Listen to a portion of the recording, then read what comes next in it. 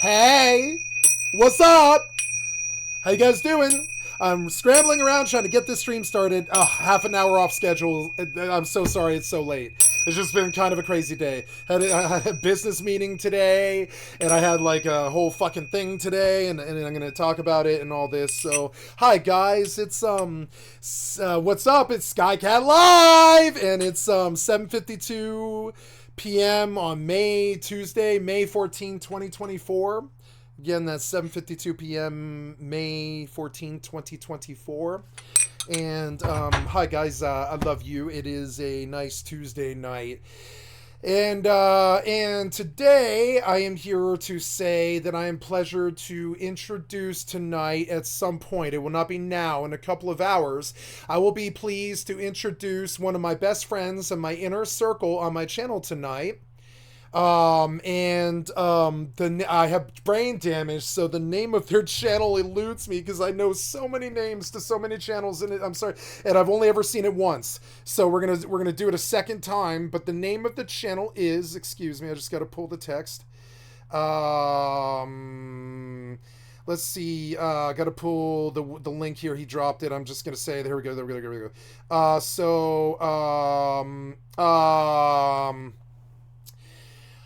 Everything Pondering in the Pines. Yes, we're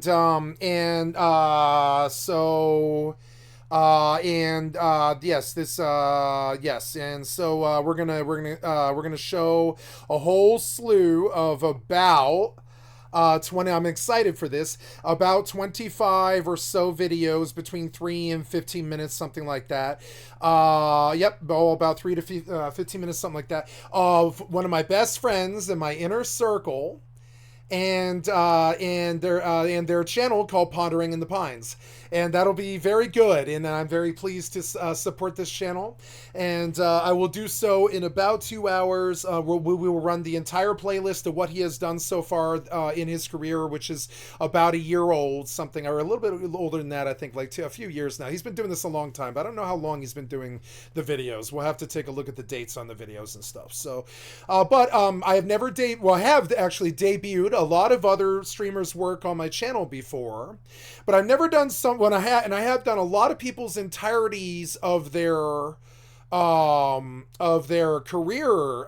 Like a couple of them come to mind. Like I believe I've done everything Many a True Nerd has ever done. I believe I've done everything that Mortismal Gaming has ever done. I think I've done everything that Seth Greensoch has ever done. A few of the really luminary streamers and stuff, I've done everything they've ever done. For a while there, I watched like 2 solid years of Asmongold or something like that, but I definitely missed a lot of Asmongold stuff now. There were streamers that I did debut almost everything they ever did on my channel over the last 2.5 years and stuff. And so and this person I know and love, and I've known them since I was 15 years old. They're one of my inner circle. They're one of my best friends, and we're going to show them off to the world today. And I don't have much viewership. I've got like maybe 2 to 5, something like that, but I mean, I don't care. I still think you guys might really enjoy the content, so I'm gonna show it. It's naturalist stuff. It won't be anything video game, and I'll probably run the whole thing because it's probably only about an hour and a half to get through the content, but we'll probably full screen it and just watch the whole bit, which I did recently on my phone, but I didn't watch it on the big screen with all the pretty graphics and everything. And I'm excited because there are several several things that I wish to debut on my channel here today. How beautiful Colorado is and why you should love it, right? Is the first thing. The second thing is I want to debut one of my best friend's channels because I never dreamed that two of my four inner circle, and I hope to talk the other two into it as well. I never dreamed that two of my inner circle would be streamers, but it has turned out that way. And I wish to support my brother's channels no matter what they are. And I have another best friend who has an even greater, I think, career than either of us streamer boys who have just sort of worked as in the middle class our whole lives. My best friend did something really monumental with his life, and I can't talk about what that is technically on the channel without his permission, which I will get on a phone call first. So we're not through with that, but I could also expose sort of what they're doing and stuff. And I think you'd be surprised. I don't really relate with, say, like Portland or Portlandia or any of the leftist stuff going on in the world right now. but I would like to form a more naturalist, leftist cell of streamers that come from Denver, Colorado, that aren't crazy like Daniel Larson. Right, well, I'm crazy like Daniel Larson, but I'm not sick like Daniel Larson. You know, but like, you know, but the other two are naturalists who are into spiritual things and holistic movements and mental health and you know, awareness and you know, being healthy. And so I'm going to debut my one of my best friends' work here today entirely on my channel, and that's all I have to say about this. I guess I kind of, you know, ran it into the ground. But if you wonder why I suddenly switched from video game content here in about 2 hours to an hour-long set of videos, I'm going to text all my friends, I'm going to let them know, and we're going to fire up. Hopefully I get the man himself to attend in the channel, but he might be busy tonight. He's got a busy social life, so I don't know what he's doing tonight. I didn't warn him that, or I think I did warn him that I was doing this tonight. But in any event, let's hope we get the man himself in my channel watching it. I don't really know if we will, but you know, hopefully maybe we can get the man himself to watch his own work on my channel, because I'm very proud of what he's done, and it's not even my work. So we're going to shout out to the homies tonight, and we're going to show a little bit of love to the inner circle and all this, which is something I've been yearning to do on my channel. I wish to expose my best friend's work, and yeah, and there's like 3 ways in which I wish to do so. I want to show my friend tonight. I want to show my friend tonight's naturalist work, trying to save Colorado and show what it is and help you be healthy and be holistic and all this stuff, pondering in the pines, right? Then I want to show Sen Quick's work with the metaphysical journey and the temple that he has produced, and the 1,000-strong community he has produced. That is not a cult. It is not even close. It's like a spiritual community. There is no money given. There's no, you know, there's no worship or anything like that of a particular person or even a particular god. It is just the Hindi religion and sacred geometry and Sanskrit and just Eastern philosophy and you know, meditation, transcendental meditation. It is not some cult. It is, you know, it is like an actual beautiful, you know, movement of holistic healing. You know, there's never been anybody harmed or anything. So I wish to show my various friends communities, and one of them I was surprised when I saw him recently. He was like, yeah, I started being a streamer like you, and I was like, oh, okay, well, cool, and like, sweet, and so there we are. So yeah, so we'll debut his work tonight. No, with no more further ado, I will get to the video games now. We're gonna drop it off the big screen. I apologize. I'm just, you know, trying to take the spotlight and eat up about 8 minutes on my channel, because I can do that. It's my channel. I want to shout out to my motherfucking one of my best friends, Pondering in the Pines. I won't drop the name in the interest of keeping the security, but I mean, he doesn't want his name hidden, so you know, whatever. We'll see. And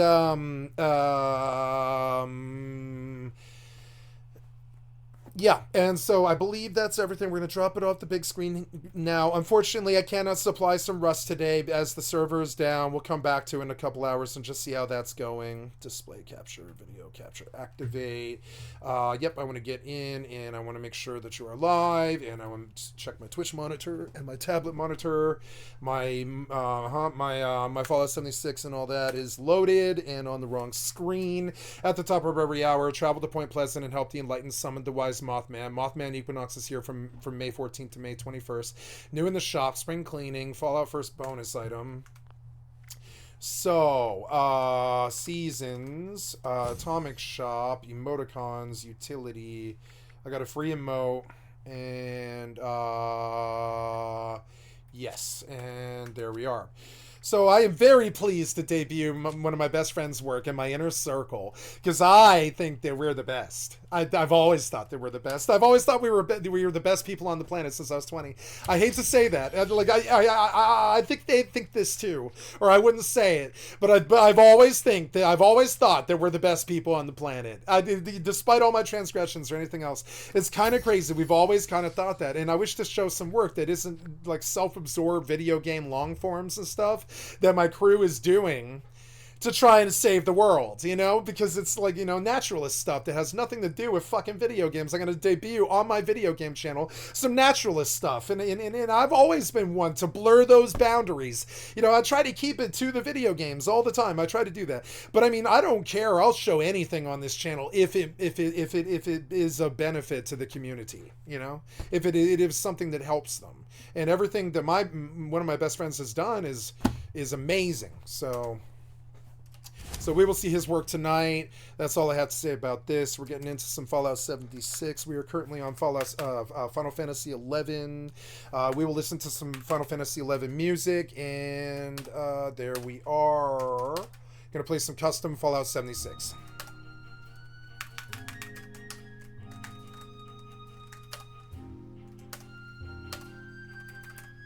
Oh, good. Hey, pots and sheets are selling. Hey, 15K, not bad. Hells yeah.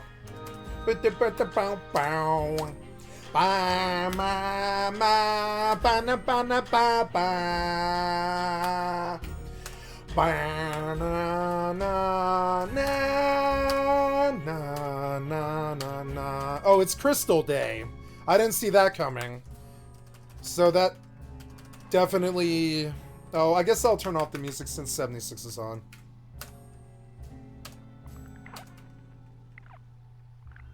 It's annoying that the mobs can open doors, because I would like to be able to hide in buildings from them and stuff like that. But I can't. They like come in and they open doors and they find you. It's so annoying. Even the fucking mole rats. They'll just come right through the walls. They don't care.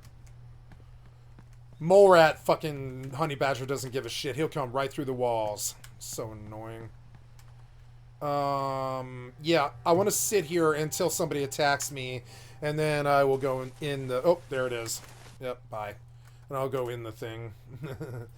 Okay, so gonna garden now, and it's Crystal Day, which is annoying. That means that it's like triple the work to get through the Final Fantasy watering session. So I'm just gonna completely focus on it so I can get through it quickly, because it takes time. Ah, son of a fucking whore bitch. Son of a fucking whore bitch. I'm out of fucking fire crystals. It's so annoying. I'm gonna go all the way to the fucking auction house for 2 stacks of fire crystals. So annoying. I wanted to post anyway, so it's fine.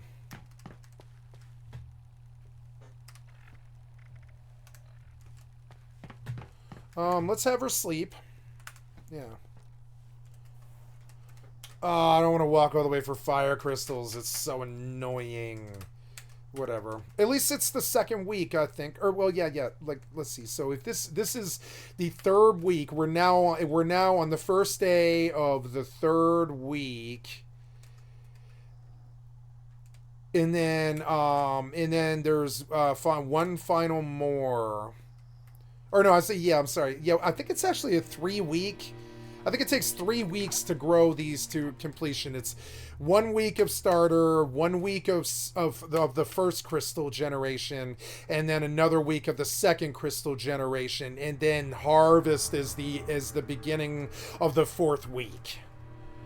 So every 3 weeks you get your payout, I think, actually. I thought it was 4 weeks, but I think it's actually 3 weeks if I recall correctly. Maybe I'm tripping. Maybe there is 3 crystals, but no, I think it's 2, and I think it's 3 weeks long. So, yeah. As you can see, all this passive income starts to add up after a while.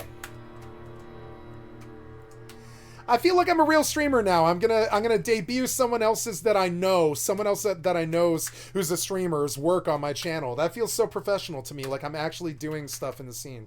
It's fucking awesome.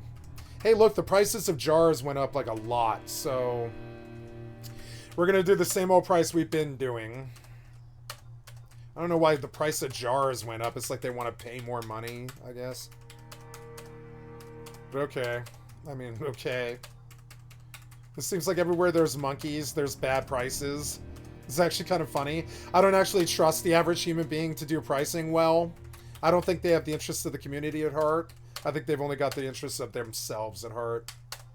And that's why we get something triple the value for no reason. That just, I mean, gives him money that he doesn't need and costs us money that we shouldn't pay. You know? It's stupid.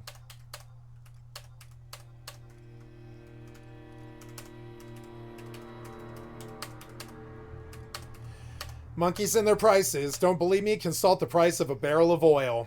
Two guineas to a hoghead or whatever the fuck. $200 or whatever it is. I don't know what it is, but it's a lot. It's like, come on, man. Like 115 or something. It's so much money for oil. It's so annoying to deal with. Oil.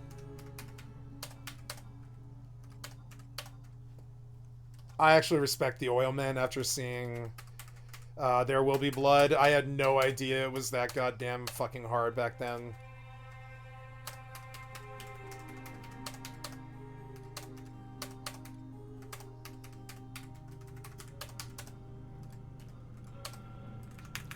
I think There Will Be Blood is like the most American movie that I can think of. It's kind of funny. It's the actual state of America's There Will Be Blood, you know? It's kind of funny.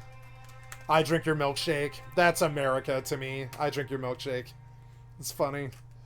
God damn it. My faith in my government and my people and my country is shaken. It's annoying. I have to repair it. Like, it is my issue, not theirs. My faith in them is shaken. The pricing is why. And the banks. The banks and the pricing. And the rent. I mean, rent is pricing.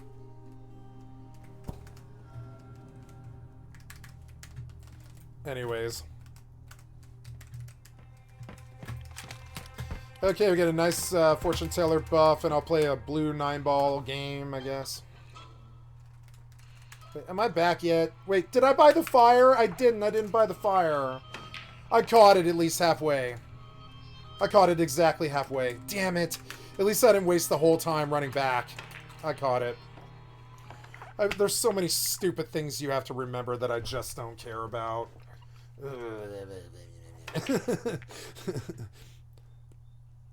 Yeah, she's good at pool.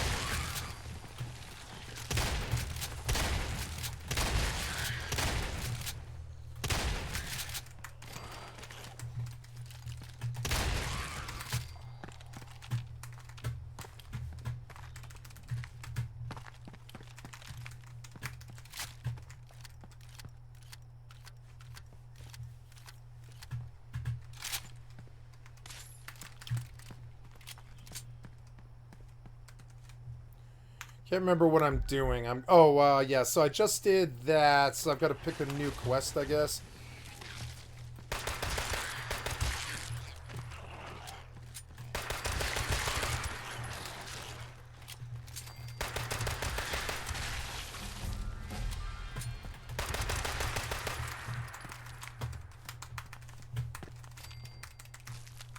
Gotta figure out what I'm doing, I guess. I gotta take a loading screen, but it's nice that, I mean, loading into Heroes like a 3-second load. I fucking love it. Look at it, it's like, poof, done. You know? That's the best thing that they did, basically, is that fast load. Saves the most time. I am currently going out there to do an ounce of prevention to study Dr. Hudson's research, which is there at AVR Medical. I'll have to journey south from... Or no, I guess I can go west from the Charleston Capitol building and save a lot of time. But, I mean, I like the journey from Flatwoods to fucking... Actually, it's my favorite journey in Fallout 76 is actually the journey over the Skyline Bridge all the way to the Teapot. And even further to the Cowspot's Creamery and the train station down here in Mama Dulce's. I thought I got to Mama Dulce the other day, but I guess not. No, I'm sorry. That's the power plant. I forget the name of it, but yeah.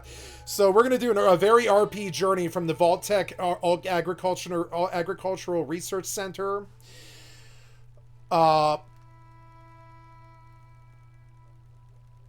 Up the hill, over the bridge, across the water.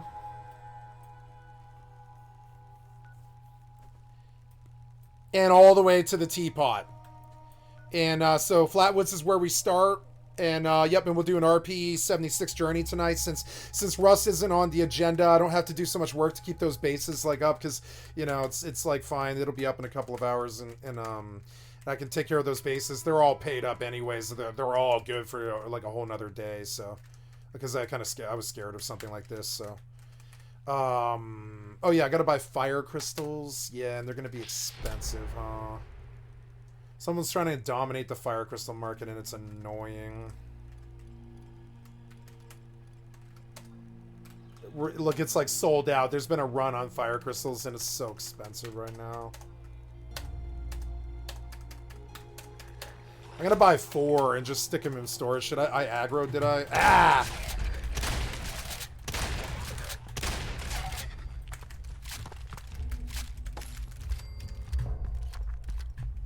I don't know why no combat music isn't working. It does sometimes. So there's the bridge. You see it? That's the bridge that I want to get on. And as you can see, it's like kind of misleading from the map. Oh my god. Fucking...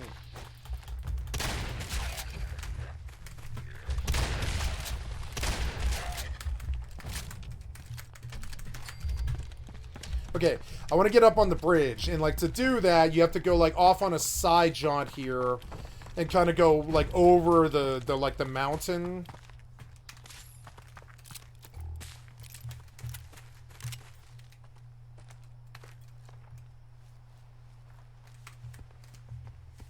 I don't know. She moves so fast when she's like hidden. She moves so fast still when she's hidden that I actually don't mind creeping most of the way to where I'm going. It's kind of weird. It's RP, but I mean, I don't mind it. It actually, it obtains me my objective, you know? Without all the harassment and everything. I think the only reason that they're actually coming to me is because they detect me. If they don't, then I'm fine. They can't attack me. And I didn't really realize that about procs. Well, procs will just put them right on top of you like this anyways. Oh, yep. Nice 50% chance that it's actually 0. Yeah, nice.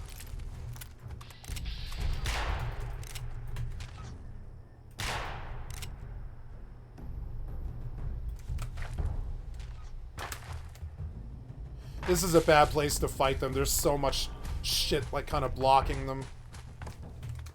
Ah! Can't move. Some kind of ley line thing. Okay. Hide, damn it. I like the RP of nuclear difficulty custom proximity spawn. It really makes the game fucking clap. It makes it really good and fun. And they hurt. And, like, they're smart. And they'll find you. And they come on like zombie swarms, and I love it. Yep. Where was he? Oh. A lot of these is bad. They'll kill you. Like, they'll all just start shooting you at once, and it kills you.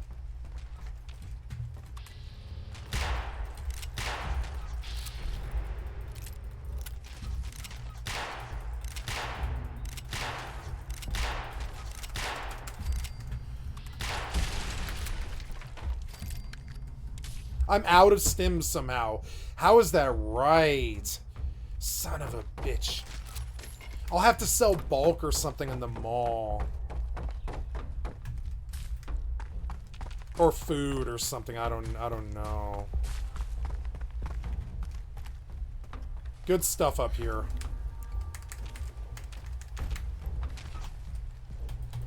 Ah, damn it.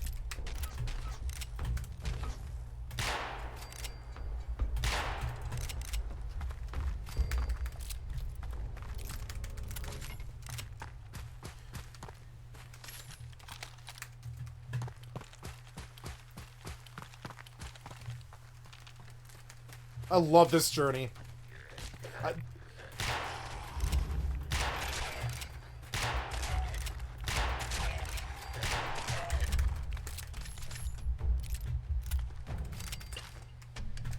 Just gonna pop that because it was free.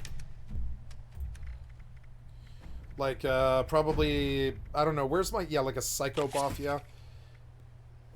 Did I put all my... No, I think I sold all my aid. Whatever. Ah! For stims.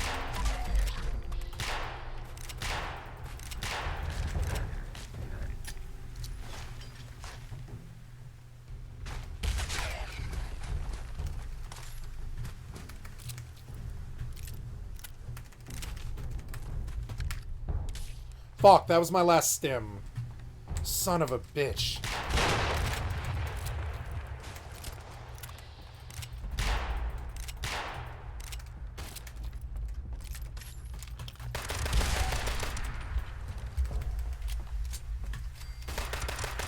I'll have to go to the mall when I get the fast travel point here. I'll have to go to the mall directly, like pretty much right away. I'm out of meds. He's a legendary? No, no. No, it's just the buff out. Oh god, he dropped a grenade. No, it's a Molotov.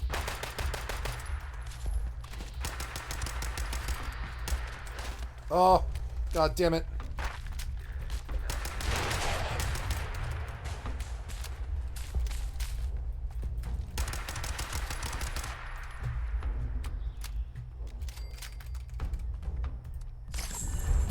Ooh, nice legendary melee.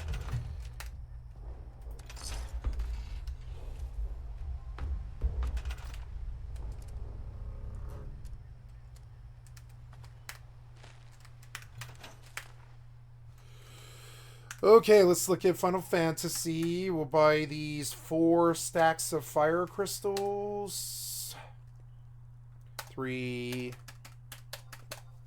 4. We'll go back and we'll feed the plants. They like fire crystals. Plants like crystals. Good nutrients in crystals.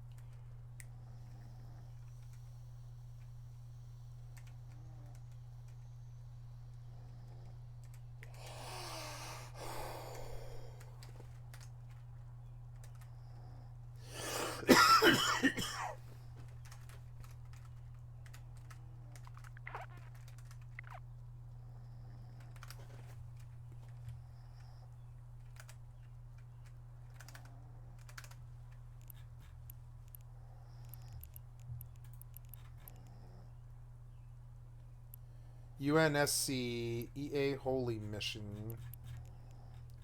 Join up. What is an EA-Holy mission?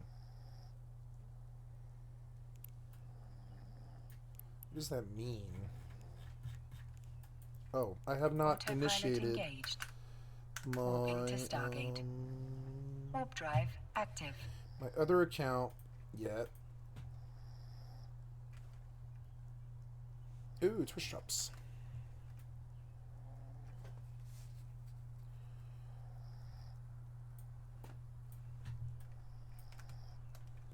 Approaching Stargate.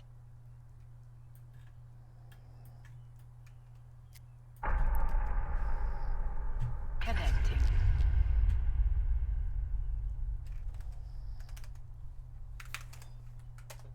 Autopilot jumping.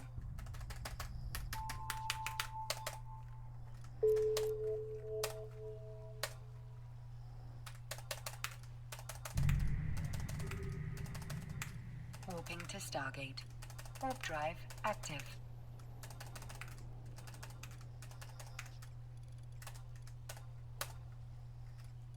Oh.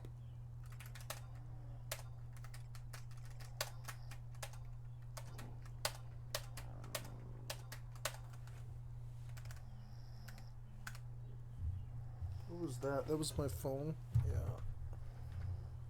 Oops. Approaching Stargate.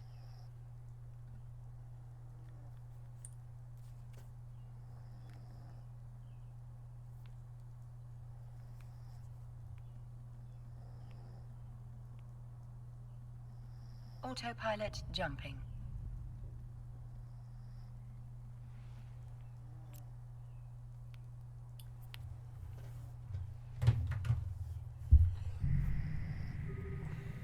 Warping to Stargate. Warp drive active.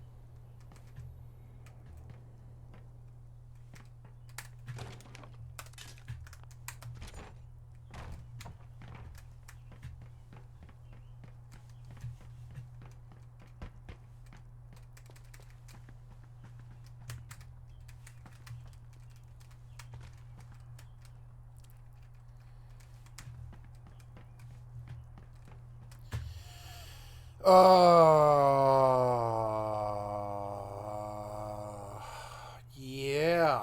I am at the Skyline Bridge or whatever it's called. And I need to search the cabins, and I'm full health, but I don't have stims. The camp is where it should be, but I'm not where I need to be. I'm gonna go to the... Well, first let's check my status. Effects right now, I am not diseased or anything nasty, so we're gonna go to the White Spring entrance directly.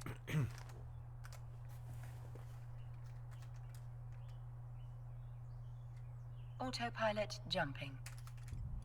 Gotta put the fire crystals in there.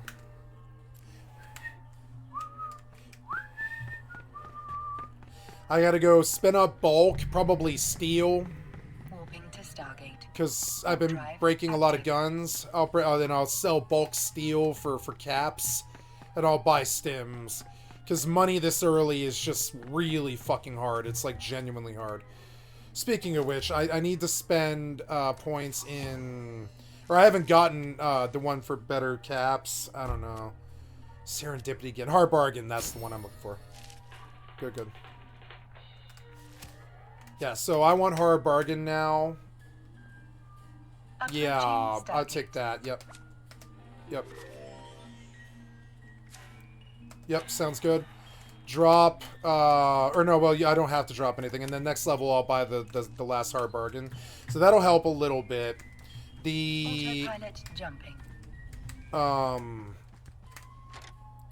The cultist dagger is no good. I'm just gonna crack it. I'm not even interested in using it.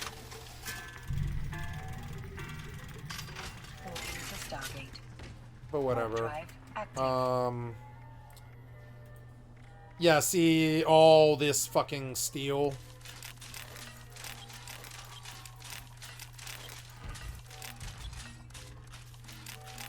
Rubber, steel, leather. Oh god, I gotta be careful.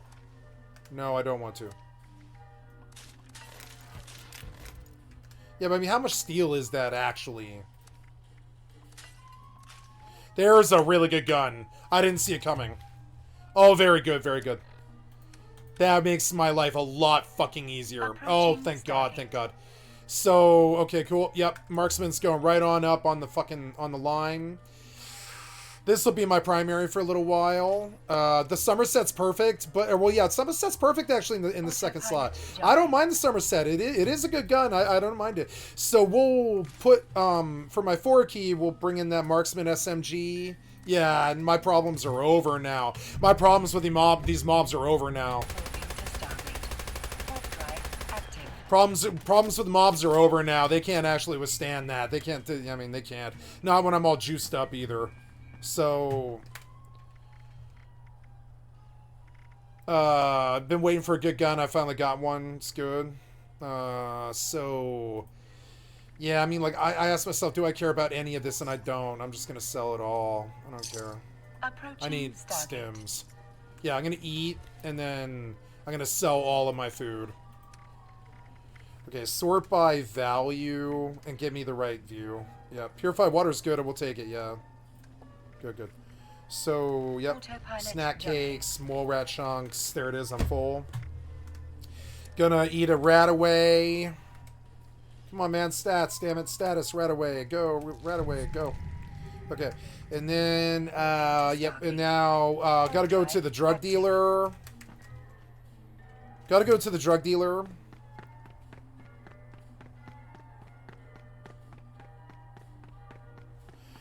See if he's got great mentats. He does. Very good. But I can't afford all of them, but I will buy what I can afford, which is like 3 of them. Yep. And we'll start with that.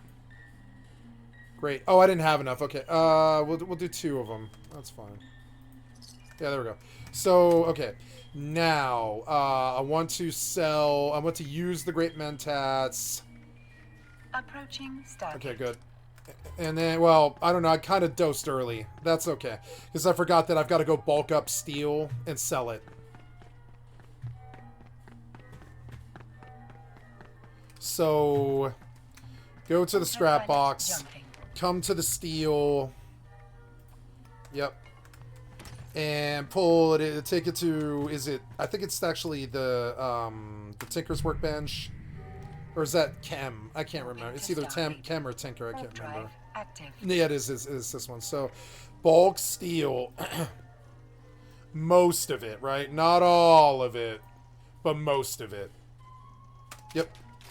And then we'll do some rubber.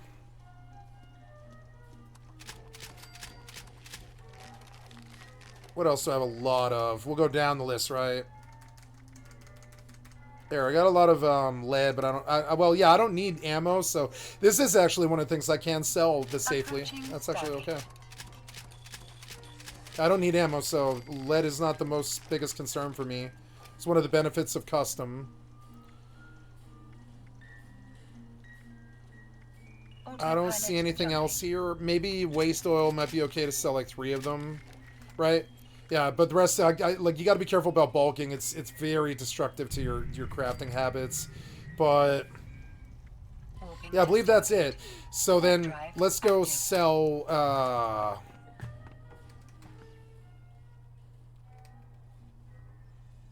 Junk. All this bulk for 100 caps, 54 caps, 50 caps.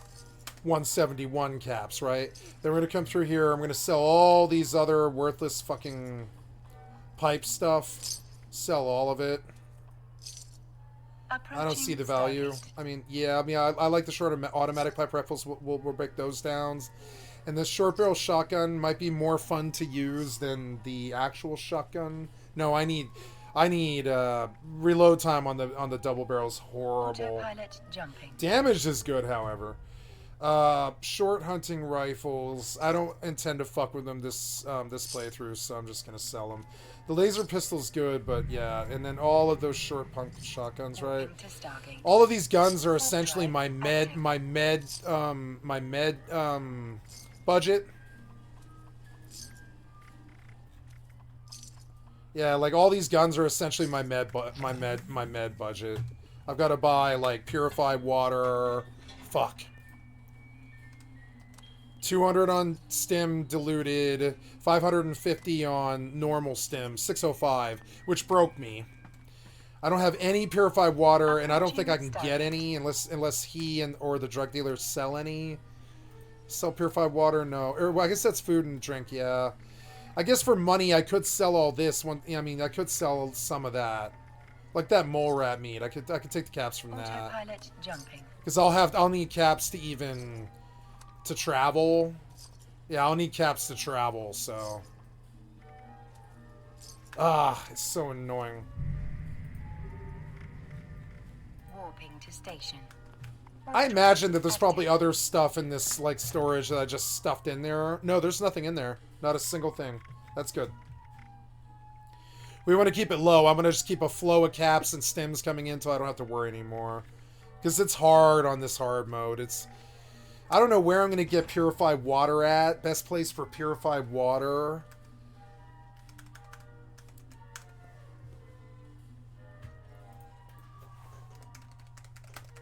Approaching station.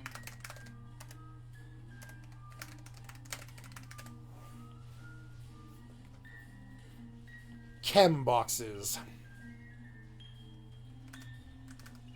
We could check every vendor in here, but I mean, I don't have the caps. Like, I straight up do not have the caps. I have to get a whole influx of more loot coming in. Like, for instance, this place is not looted. So I think I will go loot upstairs and just sell it all at the chems vendor in order to buy purified water from the robots, and then dilute my stim packs so I get like 30 or 40 stim packs, you know, because stims are the real grind at the start of it. I done cracked that dagger a while ago. I don't know why you're tripping.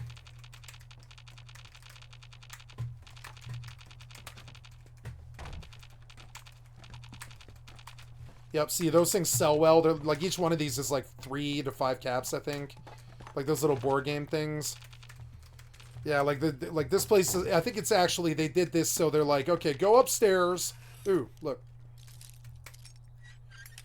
Loot upstairs, bring it downstairs, buy whatever you want. Right? They're like, clap, clap, clap, good job. Yeah, I know. The music is off. Or down. Maybe I turn the music down. No, it's just off for some reason. That's okay. I don't know what it was. Okay, so now that we got fire crystals in the Mog save, we can now begin our gardening crystals. Crystal, feed crystal, Mog save. Fire. Oops, wait. Do I have to do 2? Oh, wow, it is, it's 4 crystals. Yeah. Fire.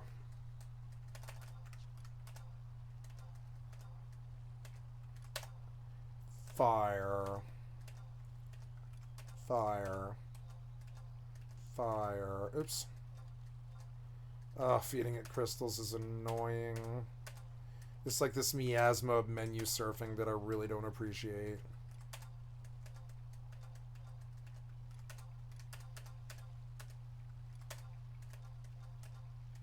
Reminds me of WoW with their fucking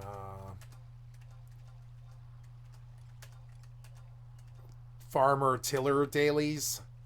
When Farmville got popular, they thought that they would add Farmville to WoW. Yeah, so they made us do like 12 dailies a day for 3 years or something like that. Because the rewards were like pretty much required if you wanted to do cooking in a large guild. Excuse me. If you wanted to do fishing in a large guild, you had to do both tillers and stupid ass what's this called? The Nat Pagal in Mists of Pandaria. And so yeah, that whole cooking fishing thing kind of broke me on dailies like this, you know? So I didn't touch that again for like 7 years or something. So I'm willing to do this for Final Fantasy XI because the gil is worth it for me. But I do find this annoying a little bit. I don't find the clicking of the plants annoying. I find the crystals annoying because it's like 3 times the amount of clicks, you know? So, okay, and with a keyboard, which is, so you can't even use a mouse for it. I mean, you can, but it's hard. So... okay, and they're going to check the D-box. We're done with her, right? Yeah, we checked all of them, and they're all verified. 2 crystals each. They're all happy. You can see the proof there. They're all good. Okay, she's done. Got to go to the next one. Pray to God that she's got fucking fire crystals. Please have fire crystals. Black screened. I'll go kill the app and start over again. See how much focus it requires? It's so annoying. Gotta go to you. Nope. Gotta go to you and click you. And then gotta open you. Gotta come to you and fire you up. Yep. Done. Done. Diddy done done.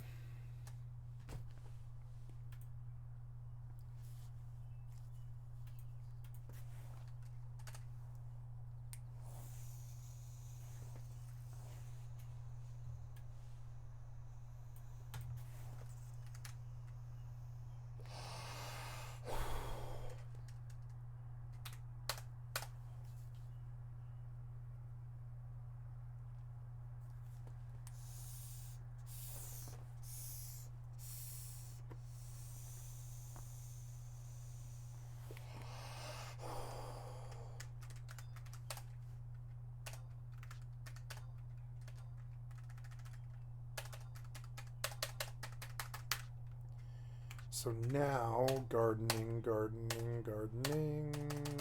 Do I have fire crystals?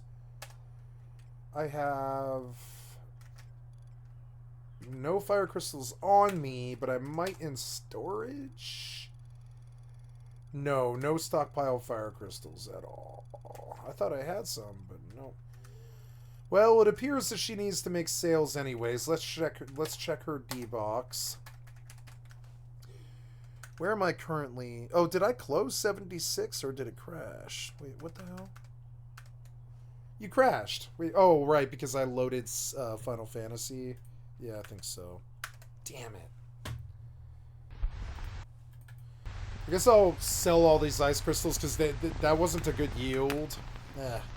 Can't get control of the client. You're so annoying. There.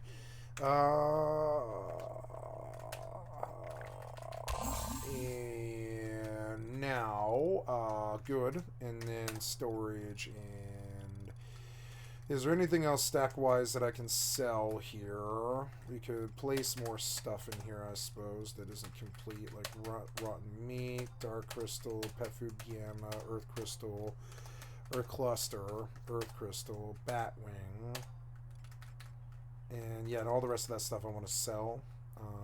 Stack. Good. Bat wings. Rotten meat. And I believe that's it. I'll sell the Pauldron since it's a single now. And yeah, hey, we got some income coming in there. That's good. I should just click all the plants just so they don't die. So I'm just going to do that, and then I'll come back and I'll feed their crystals, you know, but I really want to make sure they don't die on me while I'm doing this, you know, while I'm posting all these. So we're going to come up. See, better that you looked at it now. That's good.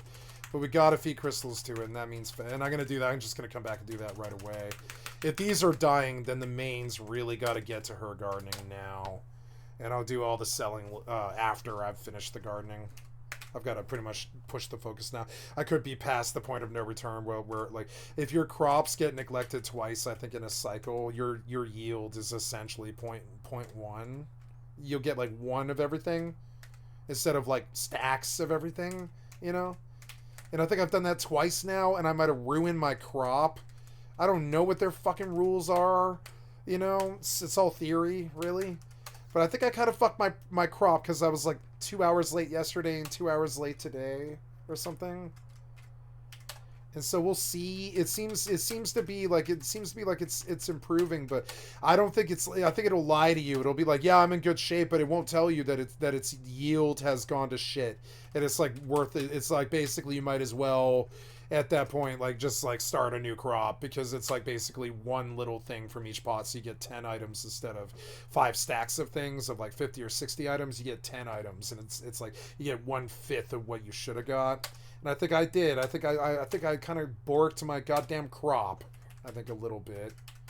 That's goddamn annoying to me, so I don't know. Like, I don't know what I did, but maybe it'll be nice to me. It'll be like, oh, you got back to it in time and you fixed it. And I'm hoping I'm hoping that the private server people were nice with the code, because it's stupid. Like, I don't know why they made it so like I don't know, like it has rules. It's like you have to come click it once a day, or you lose the entire crop, you know.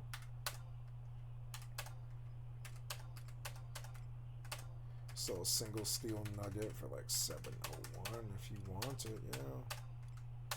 Sell this ice. I mean, I'm behind the crop now. It doesn't matter what I do. I'm behind the crop now. If the yield is going to be borked, it's going to be borked.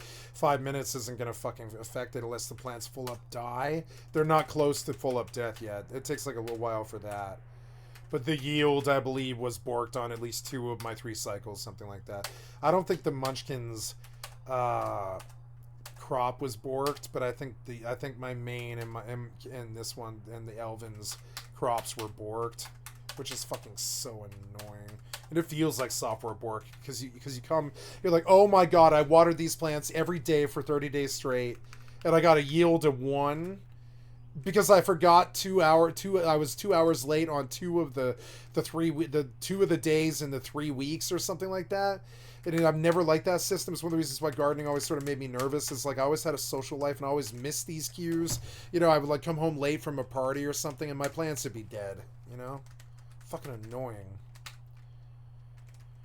And yeah, so I don't know. We'll see. Maybe the private server community was a little bit nicer about it, you know, because this is like never before have I seen working gardening on a private server.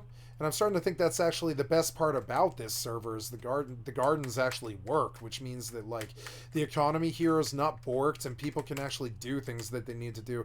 Gardening is like 60% of the economy. I've always said this. It's one of the reasons why farmers you know, if farmers in the US need to be treated with more respect, you know, like farming is 60% of our economy, something like that. It's fucked up, but it's true. Like we need that shit. You know, like I don't want food to be the biggest economy, but it kind of is. It's like the most important one. It's, you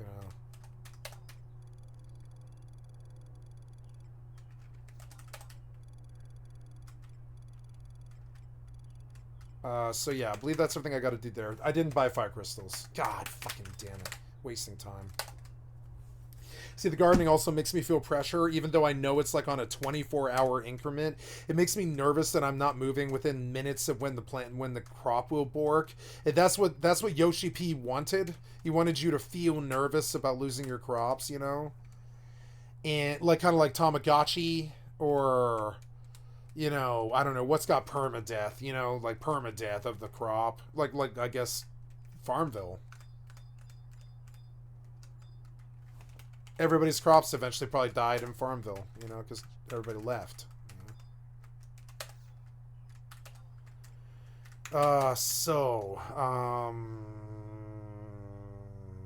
Trying to buy crystals of fire. See, there's so many details and stupid things you have to remember to do all this RPG stuff. It's like trying to buy fire. Yeah, at 1,000. Fuck, I didn't see the price. God damn it. You're slow.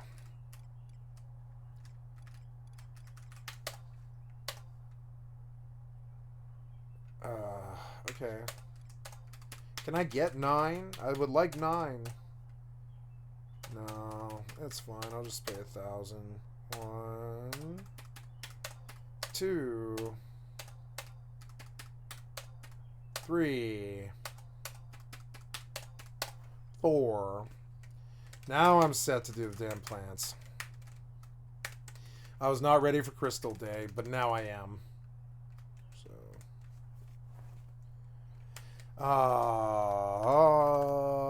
Gotta launch 76 again. No, I don't. No, I don't. Just gotta get it on the right screen. Okay, play. 76 fights UAC, and so does Final Fantasy 11 when it's private server. So, damn it, I need map. Damn it, map. Yeah, there.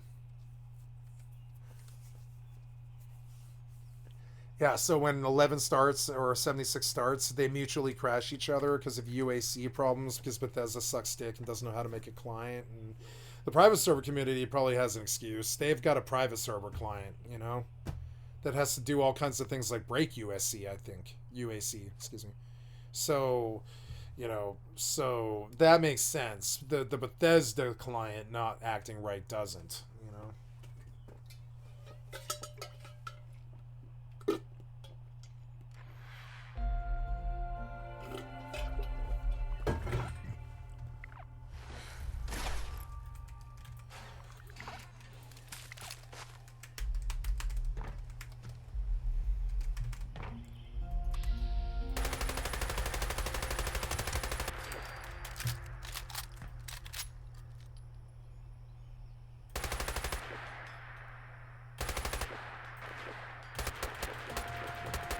Wow, they changed the ADS on the submachine gun so it's better.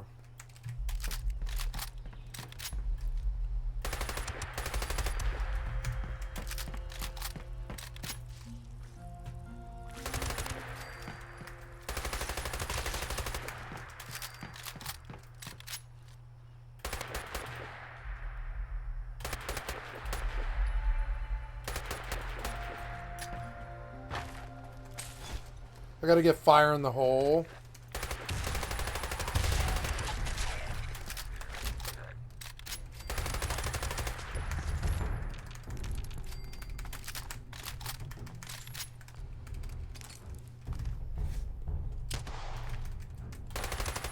Legendary cultist high priest. Oh, it's an event, and they're gonna drop a good item, aren't they? Oh, look, it's a zealot spear. Cultist high priest pack. Oh, good, that's the event. I love this event. This event gives you so much loot. God damn it, I'm trapped here.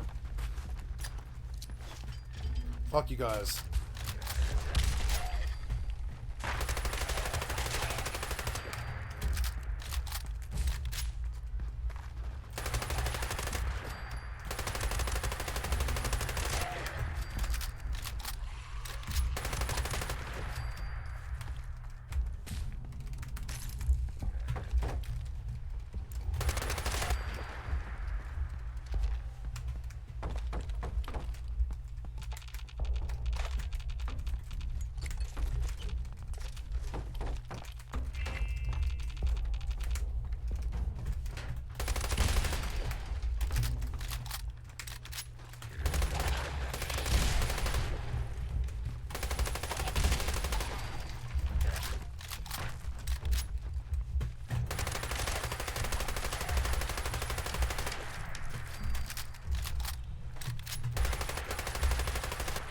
The hell's with that one? He had a baby carriage attached to him. What the fuck was that? Fucking blowfly hurt me. Or whatever. I guess it didn't.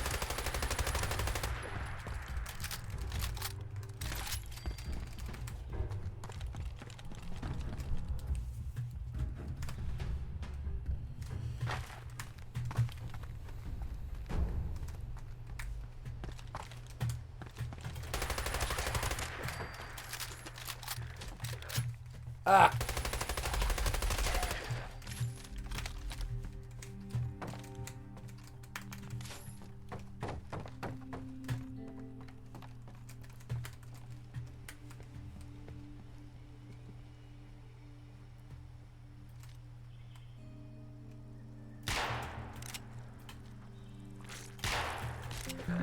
Ah!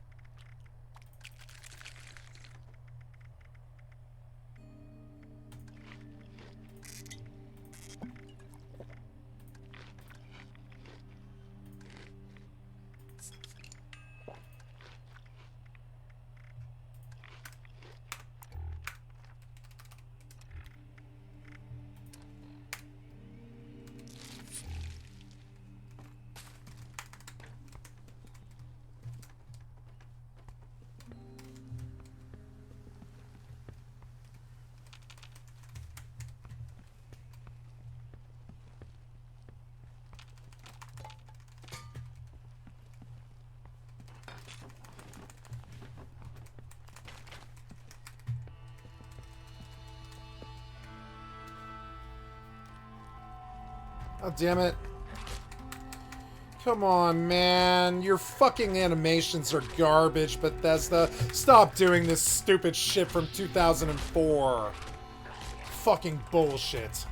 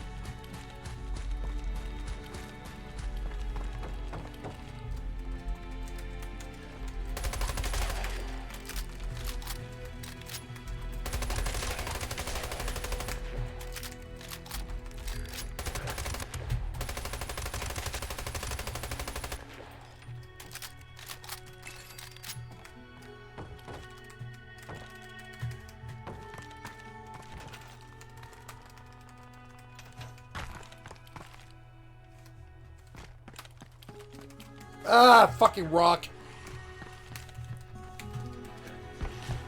Ah, fucking stun.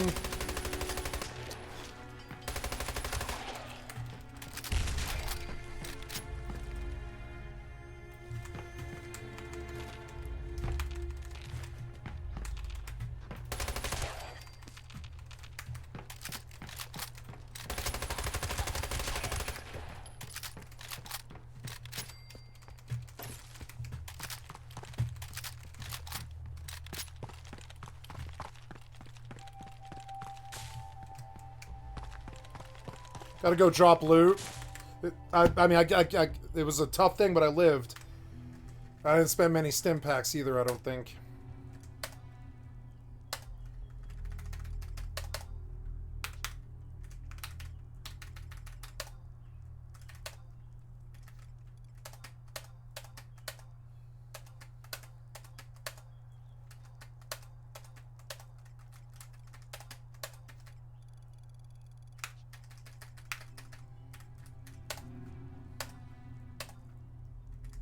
Okay, feeding crystals.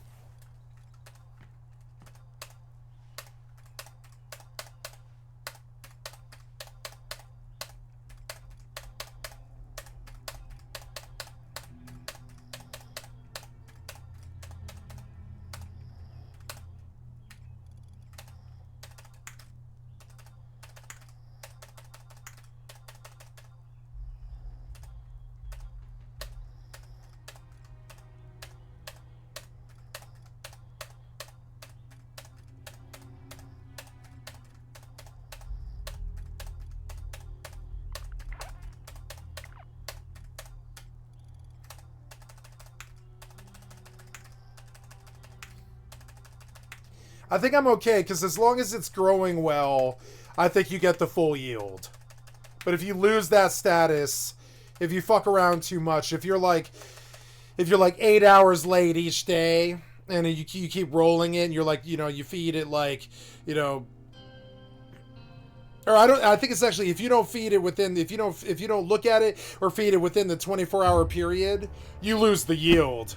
And I've not been guilty of that. I've just been late. Like late from when I last fed them or whatever. So I don't think I've let 24 hours lapse. I don't believe I have at all. So, and I believe the crop will yield its full potential, I think. If I had been really good about it and and I worked 9 to 5 and I only worked 8 hours a day and I was up every day and, ready to water the fucking plants at 9 a.m. every single fucking morning, I'd probably be okay, and I'd have the best crop possible. But I got the not lesser yield, just not the crit yield. I'm not going to get the crit yield because I just haven't been diligent about these plants. But I don't care about these plants. I mean, frankly, the only reason I'm doing it is because it's like money that I don't have to work for, So I don't really care. They can die. It's just. 3 weeks is a long time to lose. You start to stack up all those days that you did the plants. And I like the system. I think it's a cool little system, but it's also sort of dumb to feel like a slave to a fucking program for 3 weeks, But I'm playing the game anyways, so I might as well.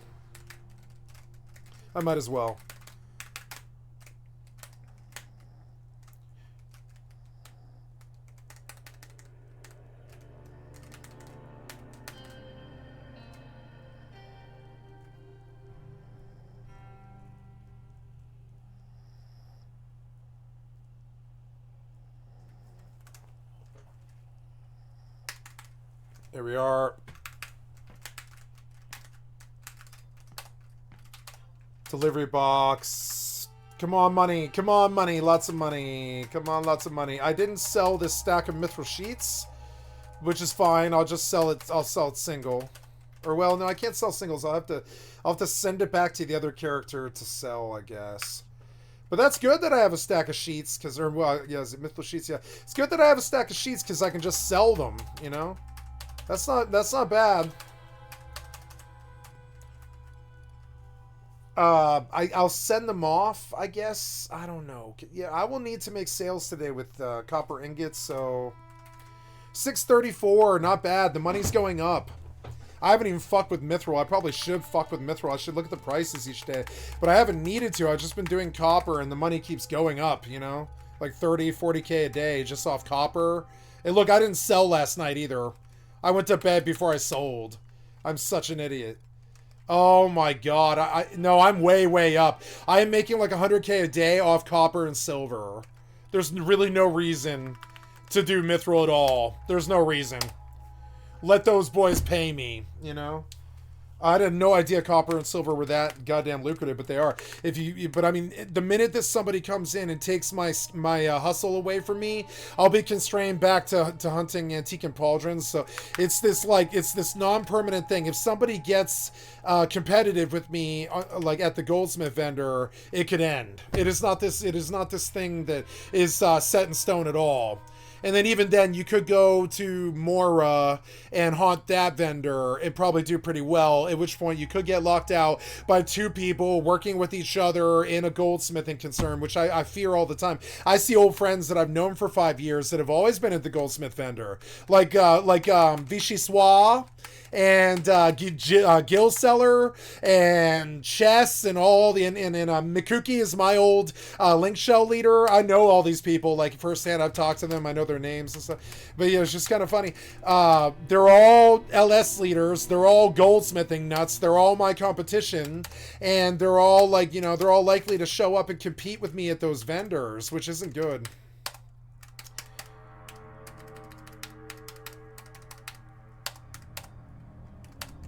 $18 grand there, silver ingots.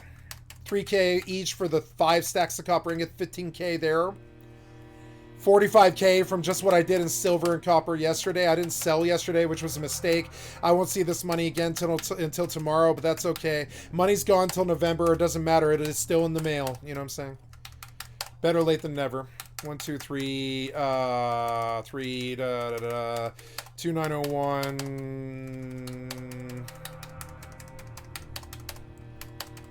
2901.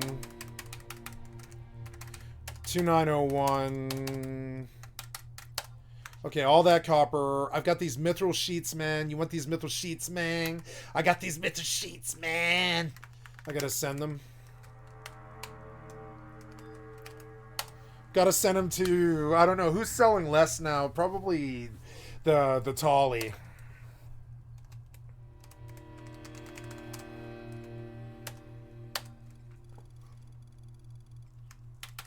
Mithril sheets, silver ore, and then I'll just keep them. Well, yeah, that's single silver ore I'll get rid of. But all the rest of it, yeah. Okay, good, good. Okay, done. Then I should check the price of mithril and just see if it's off the fucking hook gangbusters, just to see. I don't really wish to be convinced to do mithril. I think I'm going to sit silver copper because it's been a solid fucking profit the entire time. But we look at ingots and we see that ingots are going for 53K. The bottom has collapsed around mithril. You can see that a lot of these people are kind of irked that I came in and I took control of this market. Mithril sheets got slammed, and we can see that singles are a fucking good market. And that I should technically go post right now because I'll make my 72K tonight. Look at that. I'll make it tonight. I bet I will sell all 12 of my sheets for 6K a piece. And what is that? That's 72K. That's really fucking good money. So let's go look and see what mithril ingots are.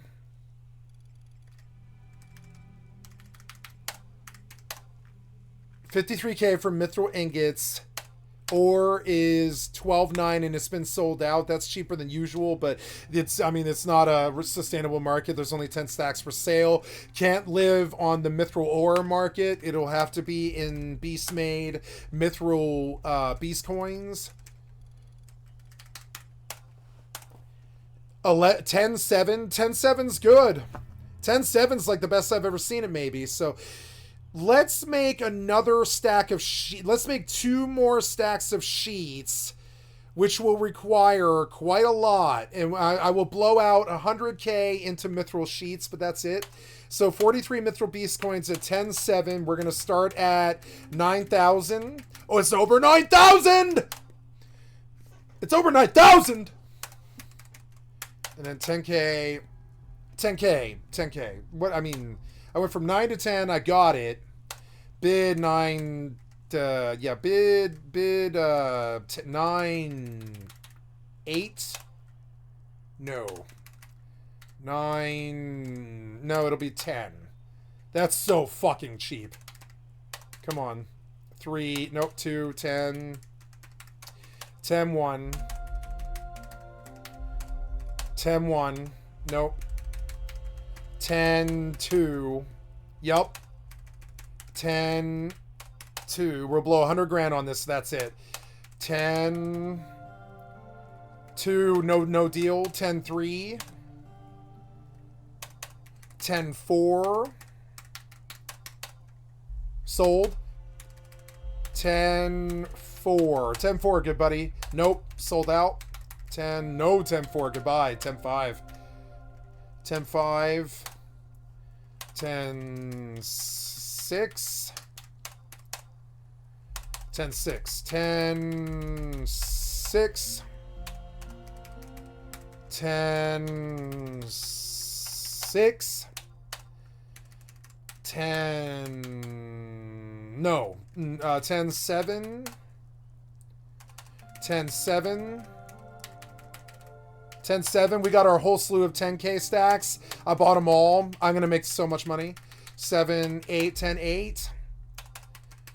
10 7. 10. I went too early. 10 7. 10 7. 10 7. That is 130,000 spent on mithril. I'll have some fire crystal costs now. 8k. Crystals. Fire. I mean, I don't know. Yeah, like I can't buy clusters. I know that, so. Fire crystals, 1,000. We're going to try for 9 and see if anybody's sold for cheaper. No deal. 1,000. Okay, 1,000. The reason I repeat the numbers is because I have to verify that I'm not blowing 100,000 instead of 1,000 by mistake. Because my fucking keyboard is so sensitive that I have lost like 100,000 gil to like misclicks. So I'm just trying to be very careful that I don't misclick. 1 2 3 4. 5,000 worth. 6,000 or below 10k by mistake. I'll do it really fast, you know. 7,000. 8,000. Sold on the fire crystals. We need to move forward. I've got room for 6 to go. Got a lot of mithril. Got a lot of copper. Gonna run to the vendor before it gets too late.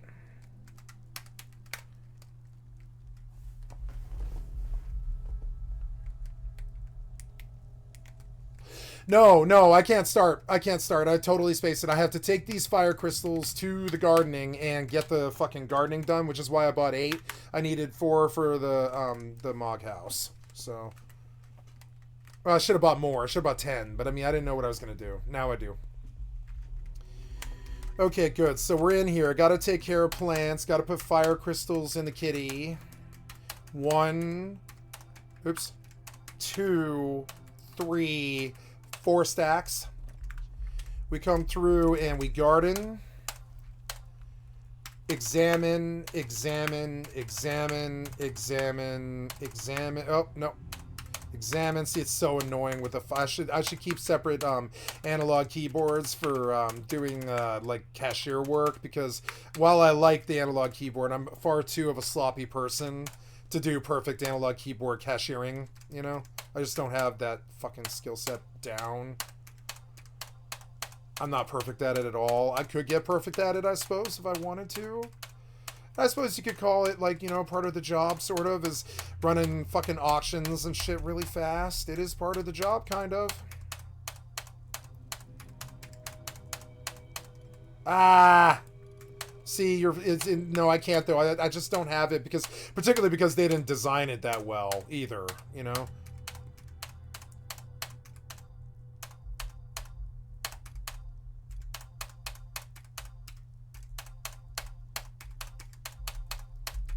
There, that's fucking 20 fire crystals applied. That's 20, it's like 60 clicks or something. See why they give you the money? Because it's so much goddamn work to do all of it that they don't mind giving you the gil.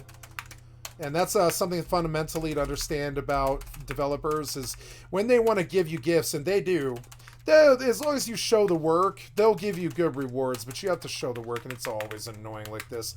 So there we go. All of the crystals and all of the fucking, all of the tree cuttings and all of the plants across the 3 characters, that's 30 plants, are all taken care of. Tell me I can't be a marijuana farmer.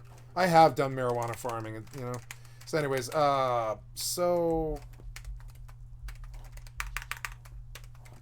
So, okay, copper ore, copper ore, copper and, yeah, so we're going back to the goldsmithing guild. I should have switched jobs, son of a bitch. I always realize what I need to do in the last second. It's so annoying. It's part of the brain damage. I used to have it before I left. Now, because of the brain damage, I know exactly what I want the second I left. And these games are always having you exit a door. Like in Rust, you're leaving a door. In this game, you're zoning through places. And in Fallout and in EVE Online, you're constantly either undocking or docking or jumping or something like that. And I'm always sure where I want to go right after I click the enter door, close door, enter hangar, leave hangar, leave Mog House, enter Mog House. I always know where I want to go right after I left. It's so annoying. Then I have to go walking back in and change my thing, right? And I want to change jobs here and save 90 seconds of my time, you know, come here and say Beastmaster Warrior, and then switch out, fix the constant belt problem with the resync, and then go out, flee to the Goldsmith Guild, because I want to play some 76, but the fucking plants took like 45 minutes of my goddamn time to do all the stupid-ass busy work to get them done, and I resent it, but then, you know, then like 180k comes through every 3 weeks, and I don't mind it, you know. I thought it would be better, and it is with tree cuttings. But these are it is better. It's better. It'll be a better yield this time, hopefully. Maybe if I'm lucky, I'll get 1 elemental ore. That's what I'm hoping for. It would be nice if it was 1 elemental ore every alt, you know. One of the 10 gives you an elemental ore. It should have a 10% chance of elemental ore. It sucks that it doesn't. Okay, so lots of Mithril Beast coins, lots of all the rest of that. We're good. Oh no, I came here because I don't believe I have enough fire crystals. I don't. I gotta buy like 5. I gotta buy like 4 or 5 more, or like like 6 more, frankly. Wait, what am I at right now? I'm 48 out of 60. Yeah. So we'll buy like 6 more stacks of fire crystals here. It's annoying. I'm buying more when the premium's higher. I feel like they're aware of that somehow. That they know how to play that game. They've been doing it for 20 years, manipulating fire crystals and stuff like that. Fucking annoying. Okay, I blew another 10 that I didn't really realize. 10. Oh my god, what did I do there? No, I didn't do anything bad. See, I have to be so careful with the analog keyboard because it's self-destructive sometimes.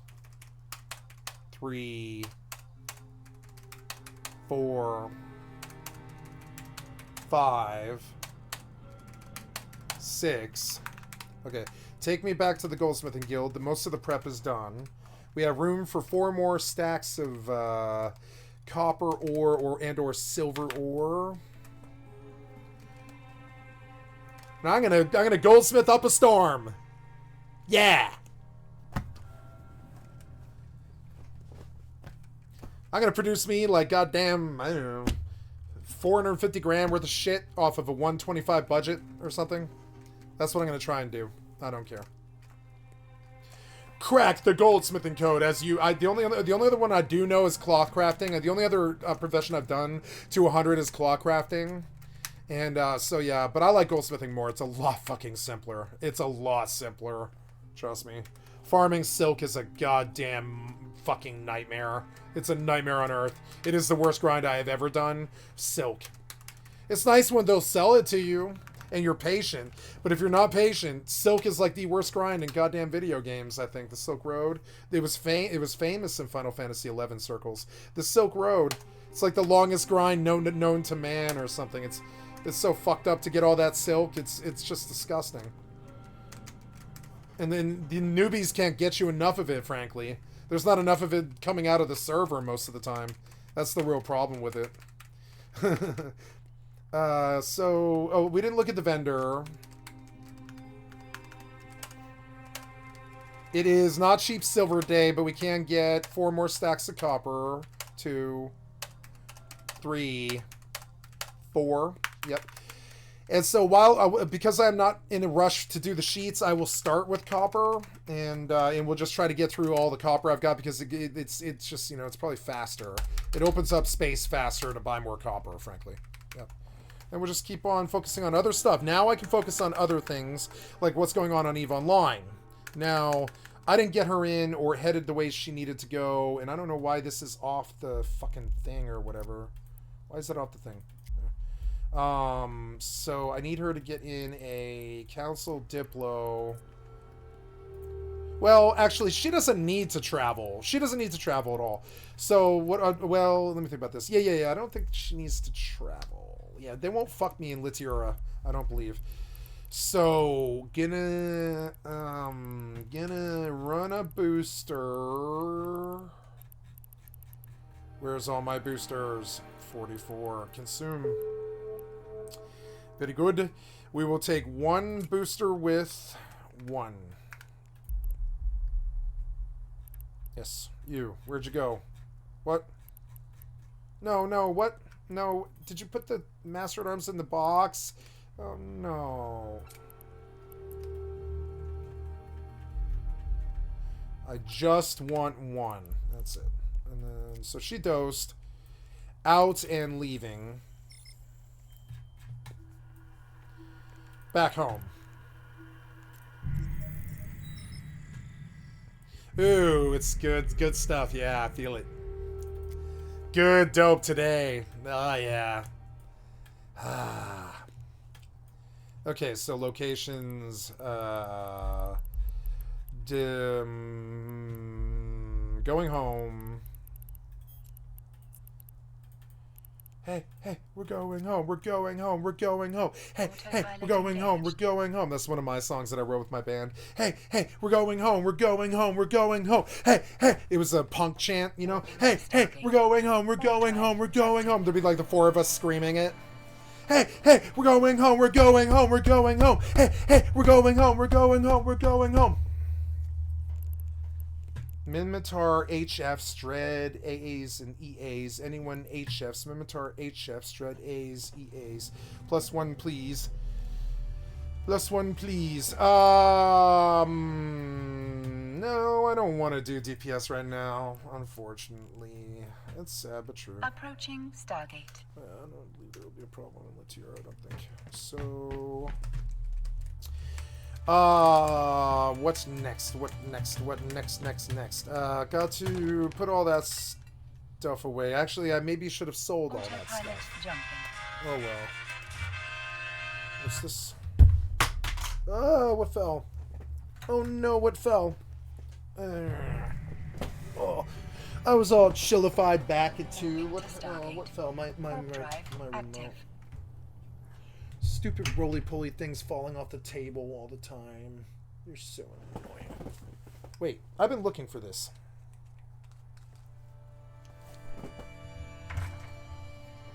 Yeah. All right.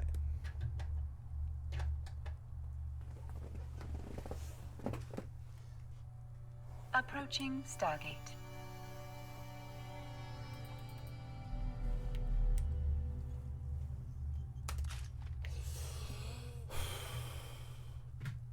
Okay, in about 40 minutes, I'll show my friends videos. Autopilot jumping.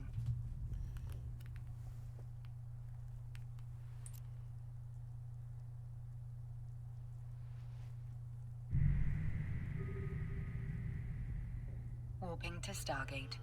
Warp drive active.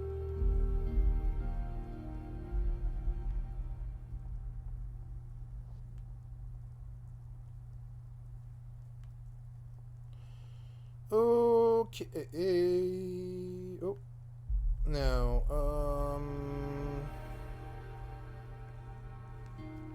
Okay, so now we are done with that. So ready to go back out. I'm gonna take a luck buff, and I suppose I should rest, but I'm probably okay. Guided meditation now. Right, gotta go out on the bridge.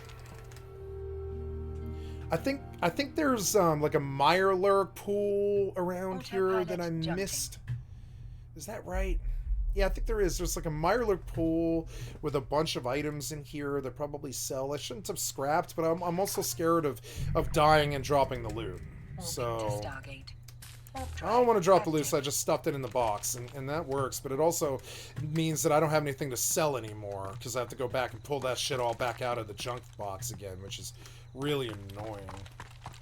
So yeah, over here is like, I think like a pool with like a bunch of Mirelurks in it, and it has like a bunch of loot around it, I think, usually.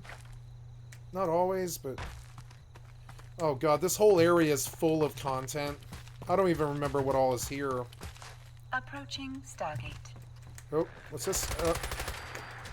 Oh, ouchies.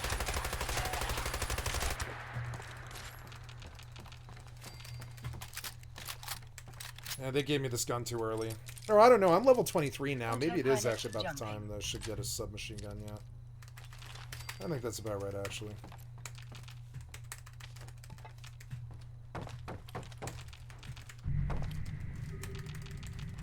Warping to Stargate. Warp drive active.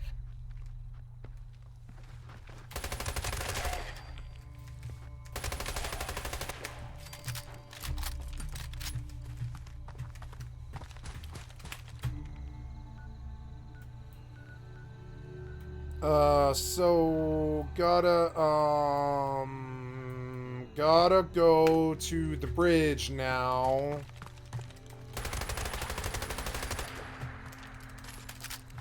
Oh god.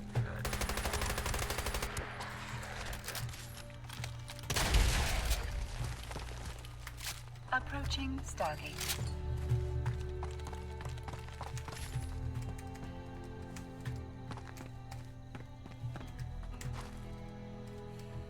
Where is it? Is it like way over there? No, I'm getting my locations mixed up, I think. I think that's actually at the mall.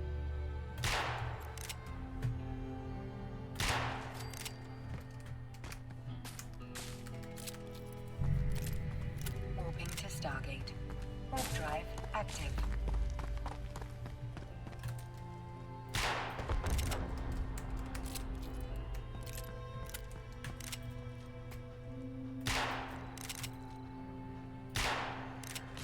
Oh god.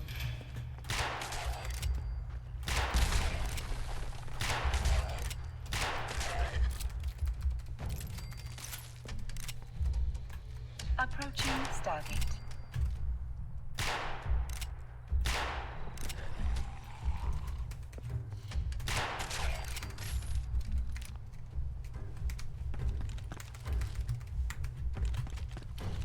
Autopilot jumping.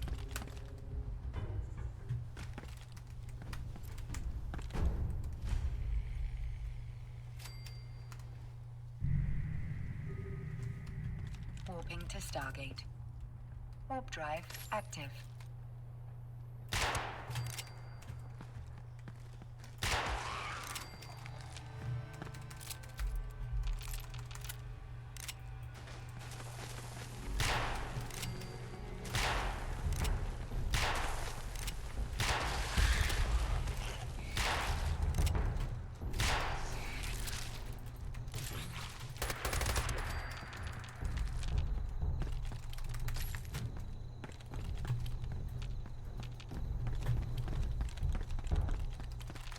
Approaching Stargate.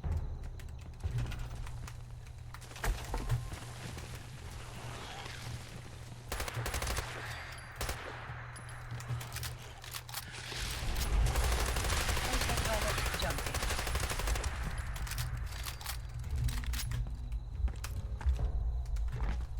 Oh god, don't fall. Stupid ass things. Warping to Stargate. Warp drive active.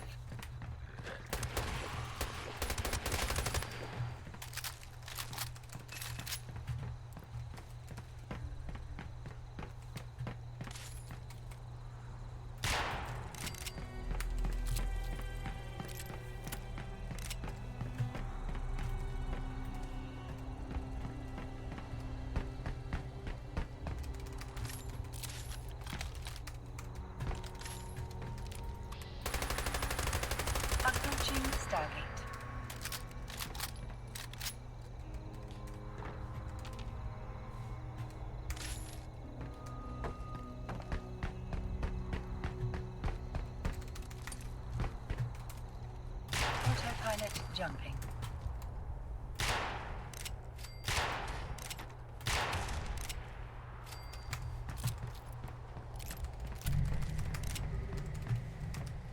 Warping to Stargate. Warp drive active.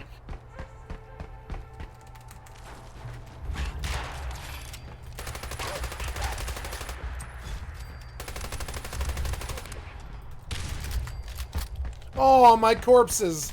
No. Oh.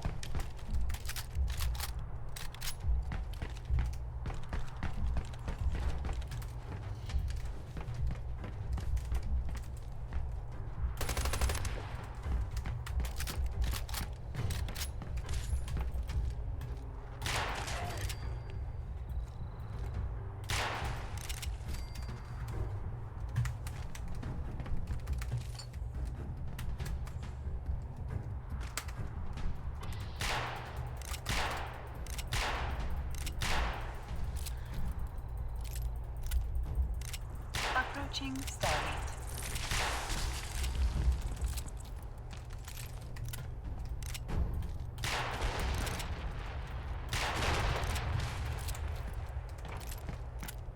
Autopilot jumping.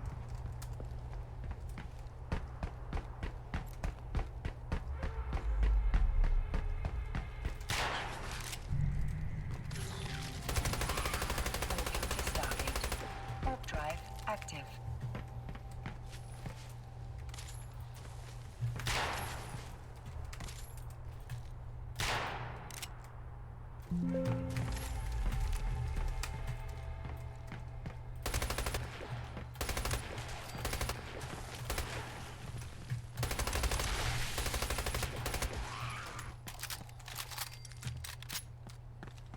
Approaching Stargate.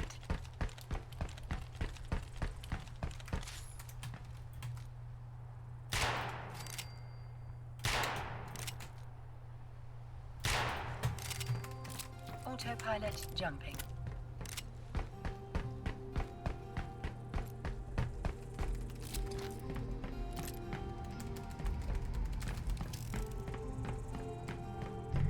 Warping to station. Warp drive active.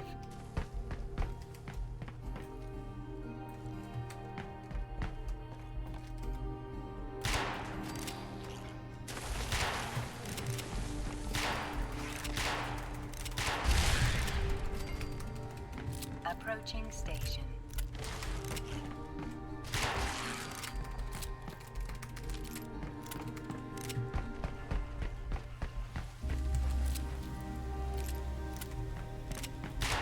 Docking request accepted.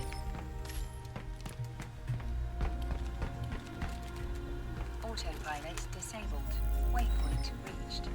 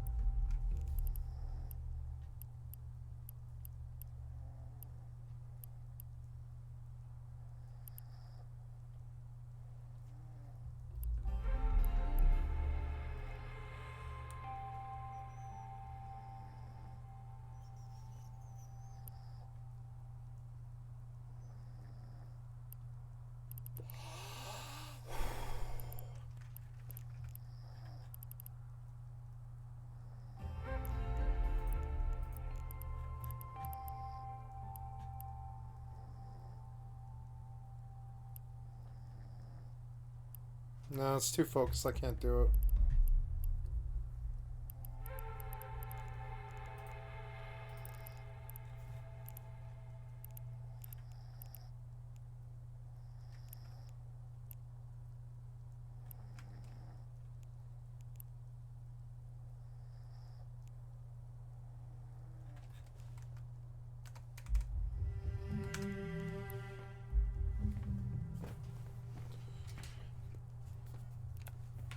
Gotta text somebody here. I'm terribly sorry.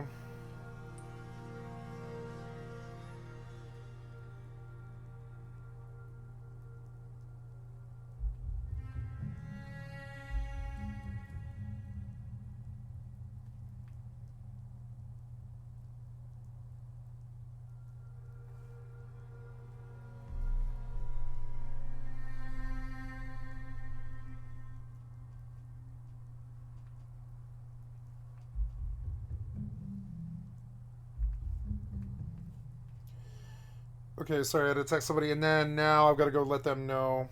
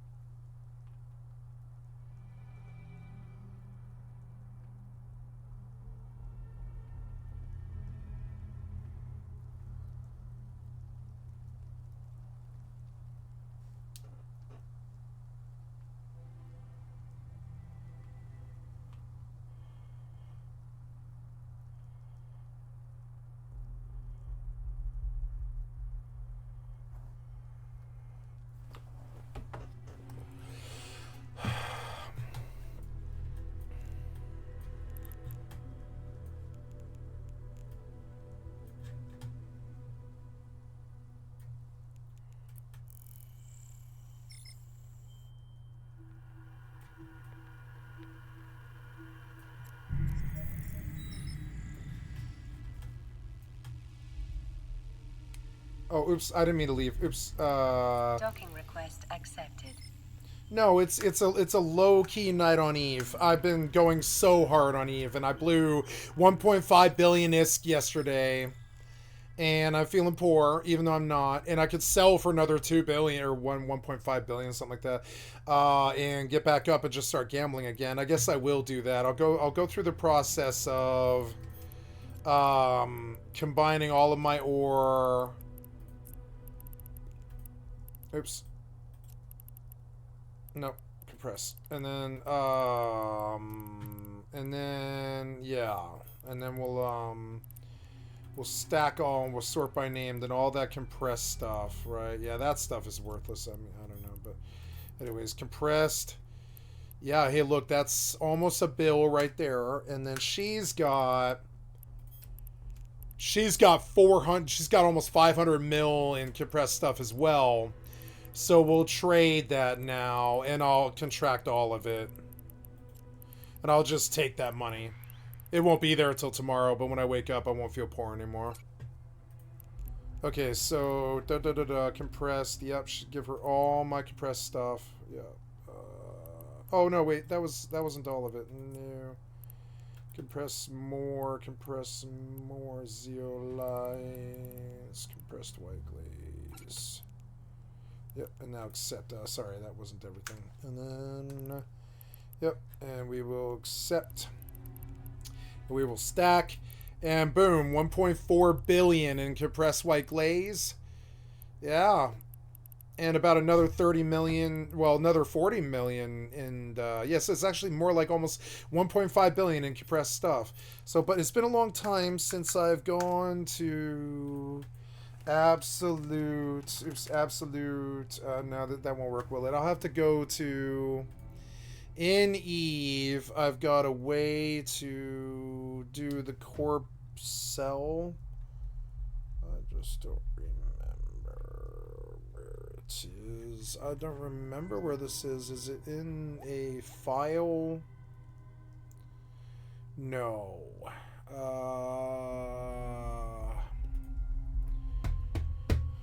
I have to go and look at the MOTD again.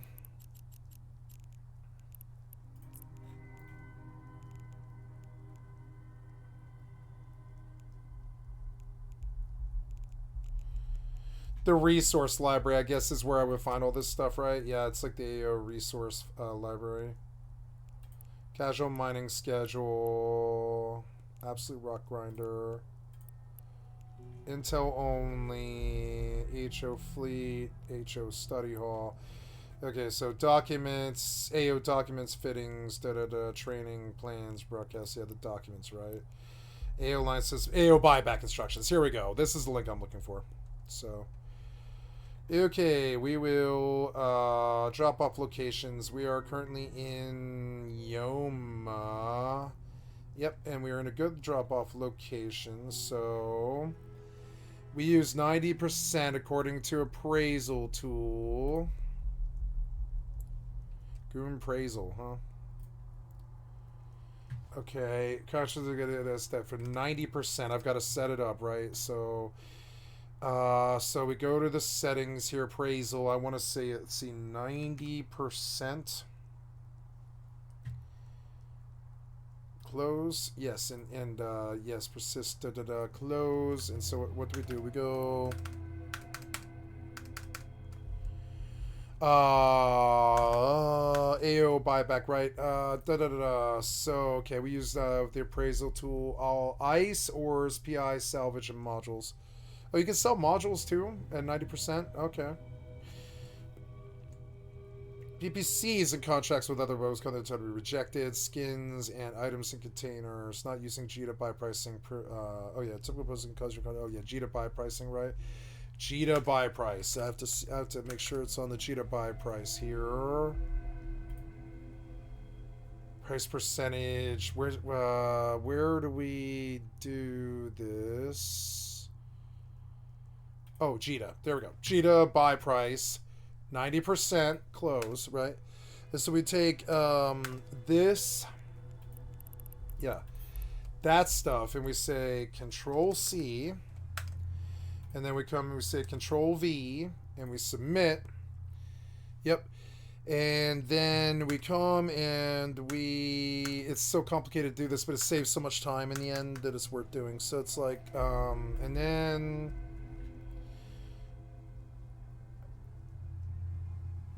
Yes, 90, 360, persist appraisals for later. You should also have to do this if your browser is not loaded. Copy items to appraisal window. Yep, submit the items in the appraisal tool, getting a link from the appraisal tool.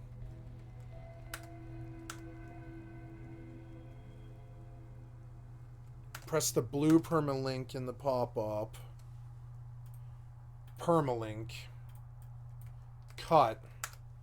Then we go into the game and we create contract with these things. And then we're going to have to follow the directions because it's been a couple months since I last did this. It's like creating the contract, step 1, item exchange, private.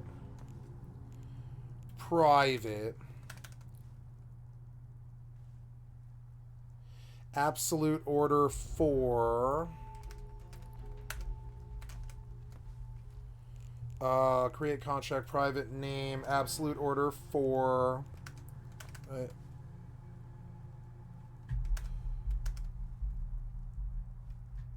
okay.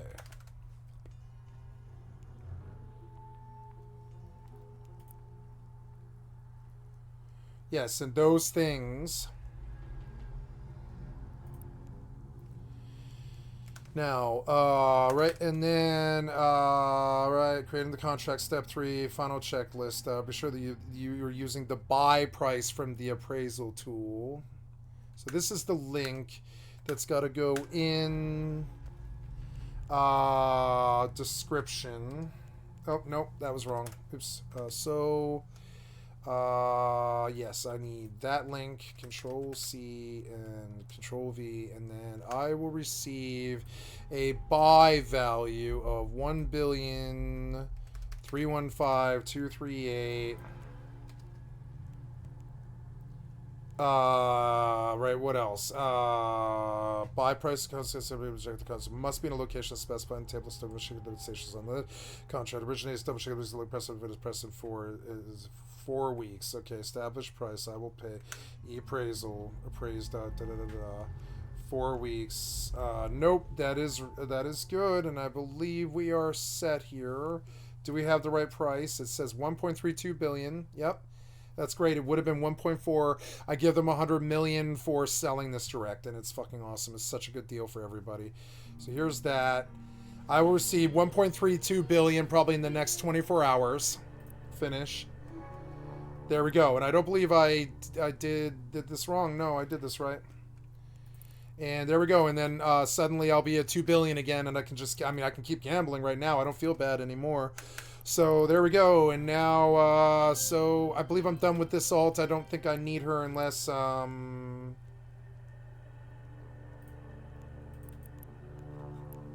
is up, but is there a fleet? I don't think there is. I'll have to double check. I don't think so. I want to put this in my thing and keep it there, can we? Oh, no, I need to keep it separate. That's right. So Dynamax, CVA, AO Losec, NYG and Friends standing, AO Pravi standing fleet, REE standing fleet, Starbeater, Mosh Cringe, Fly GD, Fly, goddammit. Smosh Cringe, I think he's in the Alliance, but I don't know him. Bonuses, okay, nope. So, okay, I believe we are good for activities on EvE right now. We're going to quit out and leave my main on to gamble. Small Abyssal Armor rep. Yeah, sounds good. We'll take it.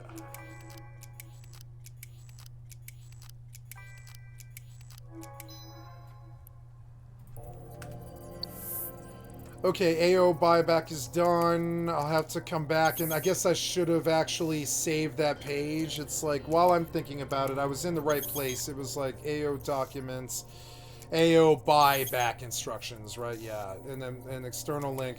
I want to put this somewhere where I can get back to it again, fairly high on this list. Yeah, I just close. I've got to set up to play my friend's channel.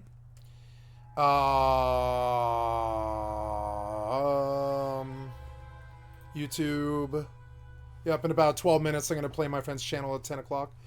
My time, PST. 3 times the world almost ended. Pondering in the Pines. Everything Pondering in the Pines. Playlist updated yesterday. Fuck yes. View the full playlist. Yep, there he is. That's one of my best friends. Hells yeah. So in 10 minutes we'll debut his thing.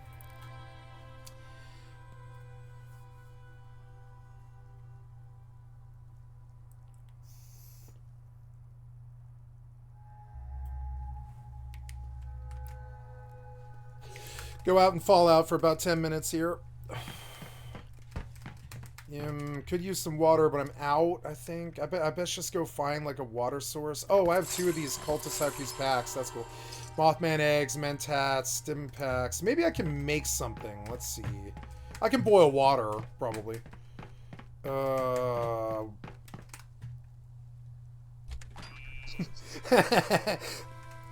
like it. Oh, look at all that XP. Ooh. Oh, I'm level 17. I thought it was like 23, but no, I'm low.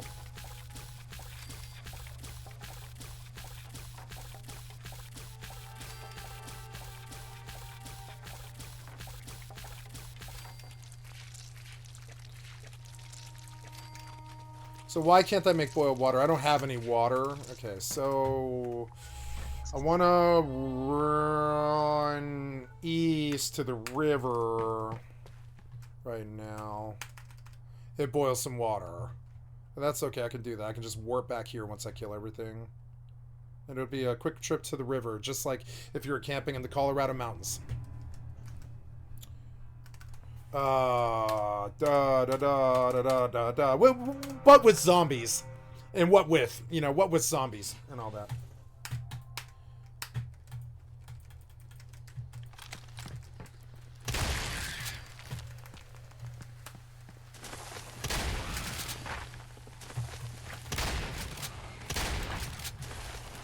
Ah, you fucking...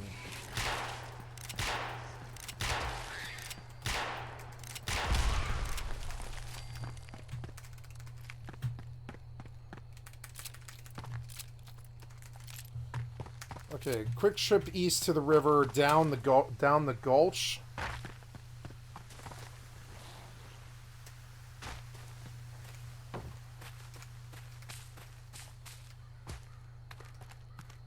I'm out of AP. I got a level, didn't I? I've got to deal with that.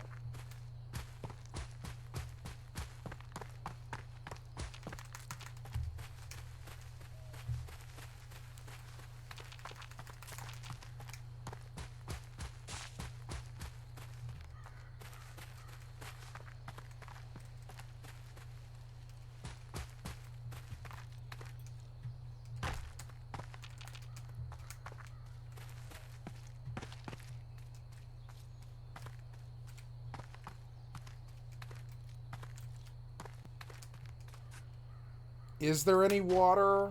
Oh no, there's no water?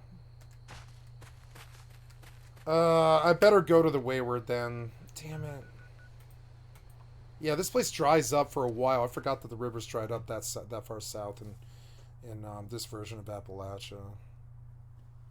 Damn it.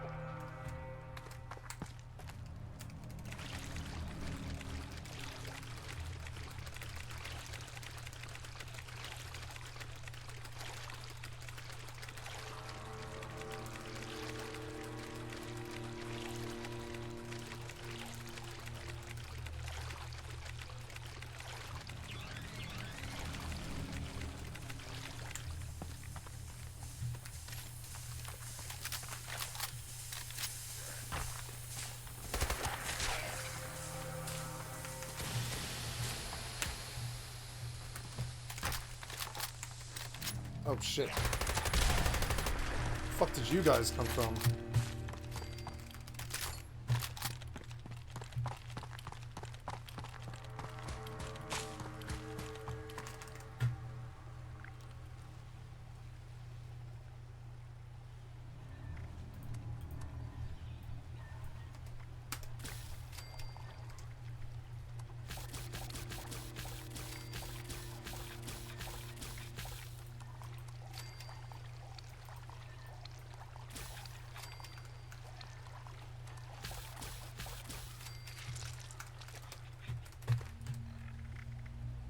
I want to change my bar. I'm done with melee unless I'm on a melee character. I'm just gonna put boil water on my bar and deal with the rads for heal, because boil water will heal you. See it? And it's big high rads, but you can buy radaways and you can dilute radaways and get out of the rad problem pretty easily. Plus cows give like milk that Brahmin milk cures radiation sickness. Ugh, dick. Leave the cow alone. Damn it. Can't shoot the robot. Is he like knocked out? No, he's like glitched or something. Yeah, no, he was knocked out. See there, I got Brahmin milk 3 of them. That's good because it's like significant radioactivity reduction. Ah. Significant radioactivity reduction. Significant radioactivity reduction. Significant radioactivity reduction. It's like a rap song. Significant radioactivity reduction. Significant radioactivity reduction. Oh yeah, what's that sword, or what's that spear do? Somerset special. Where's the other one? It was like a spear, wasn't it? It was like a...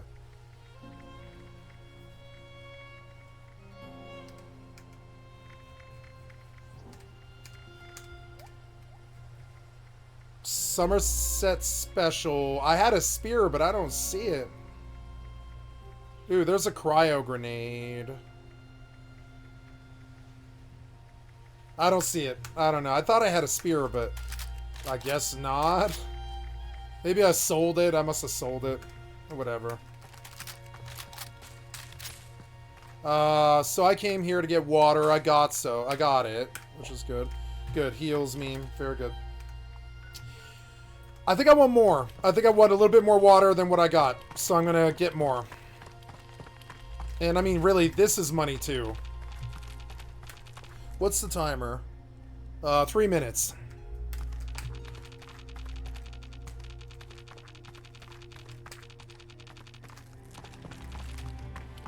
Okay, I'm gonna go get water.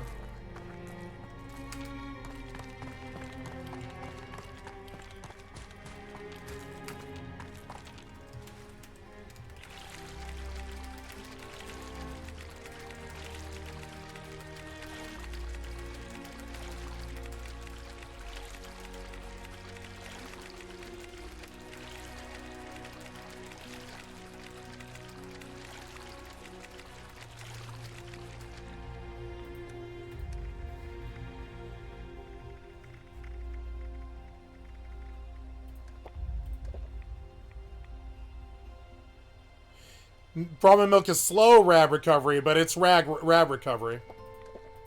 Yep, it's actually really good. Okay, so there we go. Oh.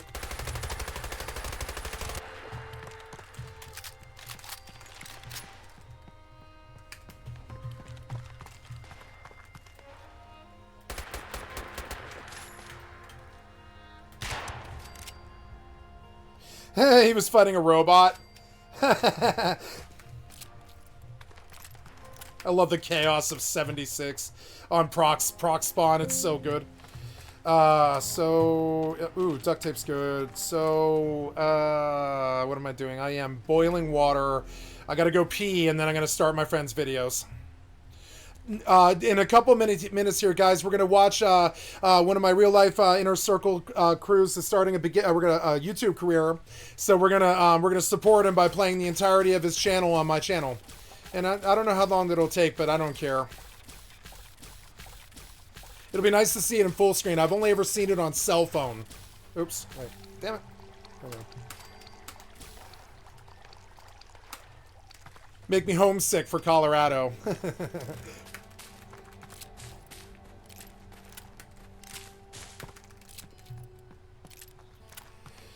Okay, that's everything we got here to do. Gotta go back home to the base. My survival tent. Camp 1. No, Camp 1. Fast Shabu. Gotta get a buff and begin crafting. And we'll process some gambles here. See if I won anything last night. Okay, once I get in the base, I'm gonna go pee and then start these videos.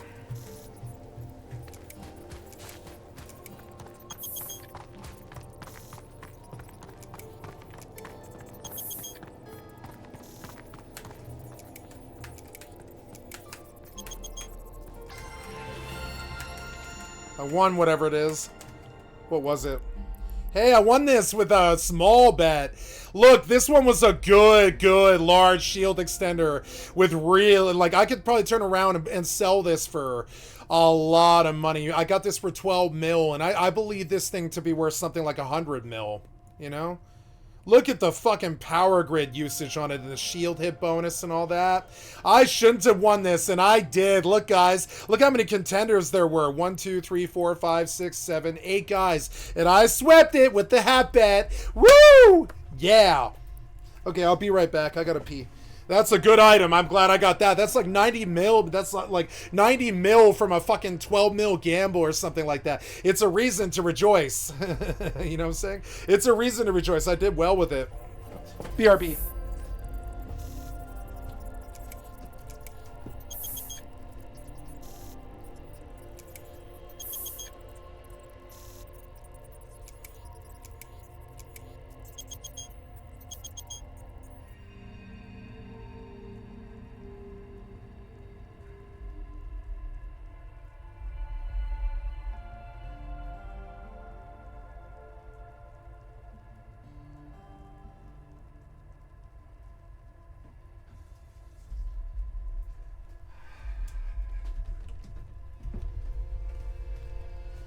Okay, so first of all, we got to do title changes and kill the music so the sound does not interfere with my business. Get the fuck out my business. Shut the fuck up.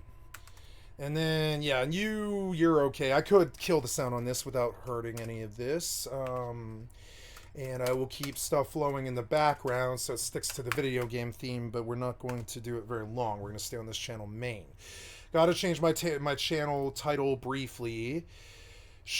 Gonna save this, and I'm gonna stick it over here where I can get back to it again. Yeah, and then we're gonna cut it in half. And we're gonna say showing off my IRL friends nature channel.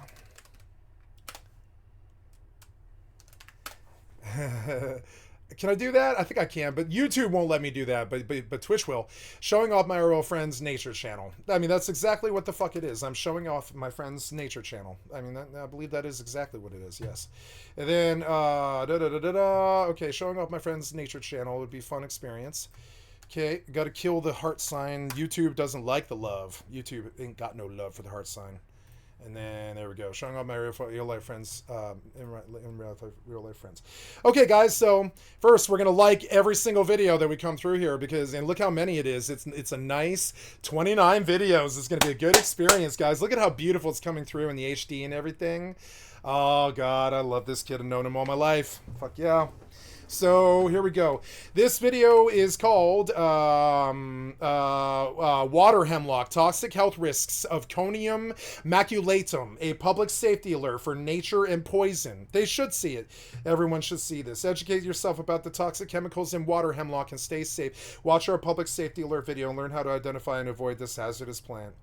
Hemlock, I had no idea. Okay, so we're going to learn how poisonous hemlock actually is. And so this is Jed Gallagher with the Pondering in Pines channel, which is a naturist channel from Colorado, or anywhere really.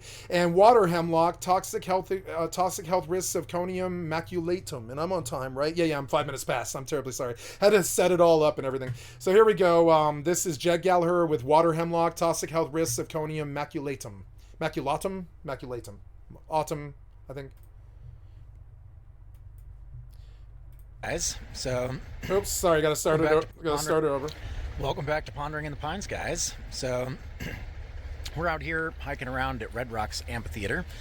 Actually, wow! You can see the amphitheater in the background here. Pretty lovely spot.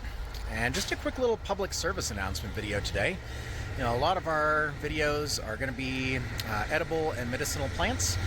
So for this one, we're going to focus on a plant that is neither edible nor medicinal, but it's one I've been watching making some gains all throughout Colorado. And this one is decidedly unfriendly. So a little public service announcement for those of us that like to go hiking, especially with your canine friends, as dogs do like to eat this plant, and there have been a number of poisonings over the more recent years. You can see a hemlock lot of it here poisonings on the ground of just dogs. behind me, Okay. as well as growing kind of on the hillside and rocks behind. Looks rather like wild carrot or kind of fern-like in structure. This is a plant that I'm neither going to touch nor interact with a whole lot. No. As it is actually Yeah, don't touch it. lethally toxic. Don't touch it. Now, because it does bear resemblance to wild carrot, if you're a forager, you do want to really know what you're doing and make sure that your carrots are The sound actually wild quality was carrots, amazing. and not this one, which is water hemlock, or Conium maculatum. Water hemlock, So Conium it is maculatum. toxic every part of the plant, although seeds are I generally had the most no toxic idea. part. Thank you. And you can tell the difference pretty easily by this purple speckling that you can see on the stems here. So otherwise, it is almost identical to Purple cow on the parsnip, stems. hogsweed, Cow and parsnips, carrots when hogsweed. they're very young. Carrots. Now, you don't want to touch this. The toxin No, is no. dermally absorbed. Hemlock, very famous But again, stuff. you can tell Conium maculatum. So Conium maculatum, like we're gonna pull it aside here, guys, and take. Oh, I don't want to lose that. I'm sorry. I'm gonna pull that aside so I don't lose it. Yeah, I'm gonna pull it over here. Sorry. Gotta check, make sure the OBS is coming through. Real quick, we're gonna pop to the Wikipedia for hemlock. And I want to read the initial paragraph about hemlock, just, Conium maculatum, right? Conium maculatum, colloquially known as hemlock, poison hemlock, or wild hemlock, is a highly poisonous flowering plant in the carrot family. I had no idea hemlocks were carrots, right? And that's the appropriate. I had no idea hemlock was in the carrot family. Thank you for warning.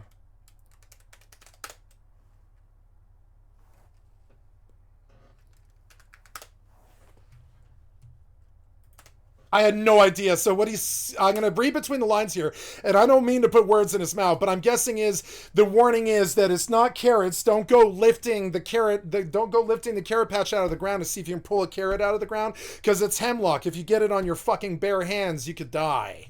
I don't know if you could die, but you could probably get very fucking sick. You're going to have a bad time. I don't know if you'll die, but poison in particular is a really bad thing for a human, like crush syndrome or something like that. You don't want it, right? It will slow your blood rate for the rest of your life. It will cause breathing issues for the rest of your life. It will cause brain damage and mental slowness and stuff. Poisoning is no joke, guys. Of the things out there to avoid, poison's one of them. You don't want to be poisoned by anything. It is a very terrible way to go. It can shut down whole systems and all this other stuff. Your body can start churning essentially feces right into your blood. Some poisons can be so nasty. So, anyways, it's a carrot family plant. Opiaceae, I don't know how to say that. Umbelliferae is a family of mostly aromatic flowering plants named after the type genus Apium, and commonly known as the celery, carrot, or parsley family, which is one of the reasons why this warning is so important, is you don't want to be wandering through the Colorado mountains, and maybe you might not be doing that, but I might be doing that, and reaching for a carrot, because that could be hemlock, and native to Europe and North Africa, and it is a carrot plant. It is herbaceous without woody parts and has a biennial lifestyle. A hardy plant capable of living in a variety of environments, hemlock is widely naturalized in locations outside its native range, such as parts of Australia, West Asia, and North and South America, to which it has been introduced. It is capable of spreading and thereby becoming an invasive weed. And we're going to drop out there. I think that's enough of the information. Thank you for warning. Jesus. I had no idea hemlock was in the carrot family. No idea.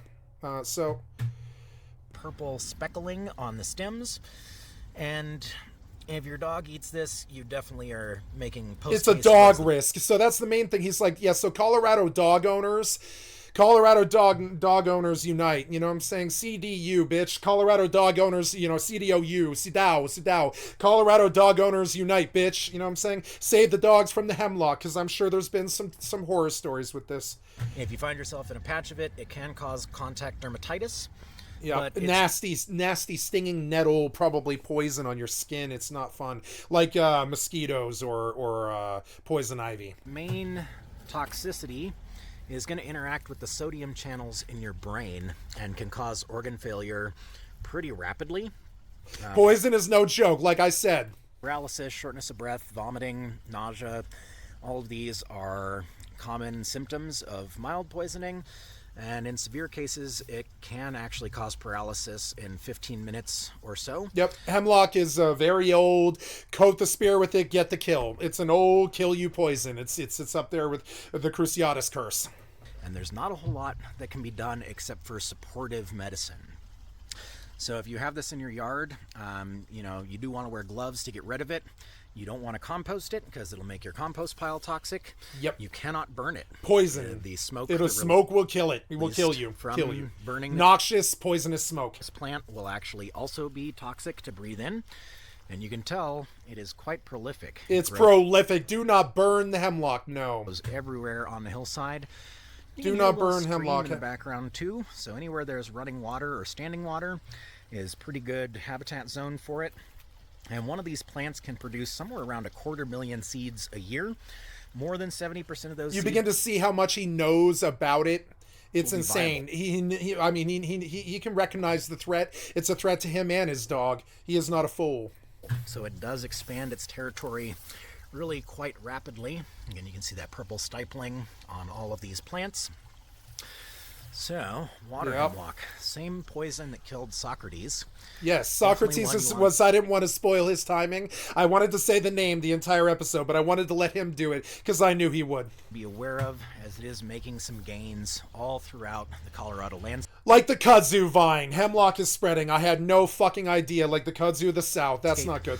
Primarily inhabiting riparian zones. Oh god, what if a fucking poisonous vine chokes all of the Middle West? It never occurred to me, but all this climate change that the right says that doesn't exist or whatever, it is there. It's just there. I've seen the dead coral reefs myself in Maui, right there in Lahaina before it burned.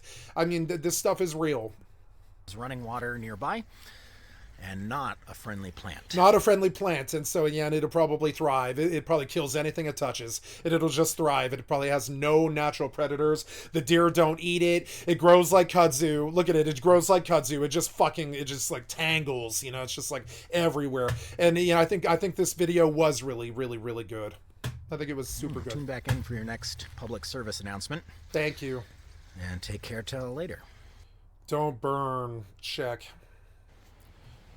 I don't know why I would be burning hemlock, but I mean, like, it's good that he told me not to. You know what I'm saying?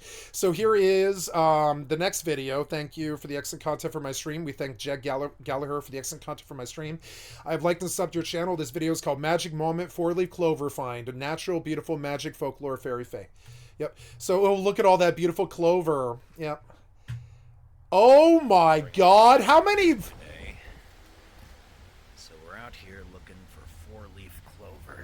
Wow. Did you guys ever look for those? Yes, I have. Yes, I have. It's a slew of 4-leaf clovers. It's the most natural 4-leaf clover patch I've ever seen. It's a billion 4-leaf clovers. Go gambling. Go gambling. It's a billion 4-leaf clovers. Go gambling. It's a billion 4-leaf clovers. Go gambling.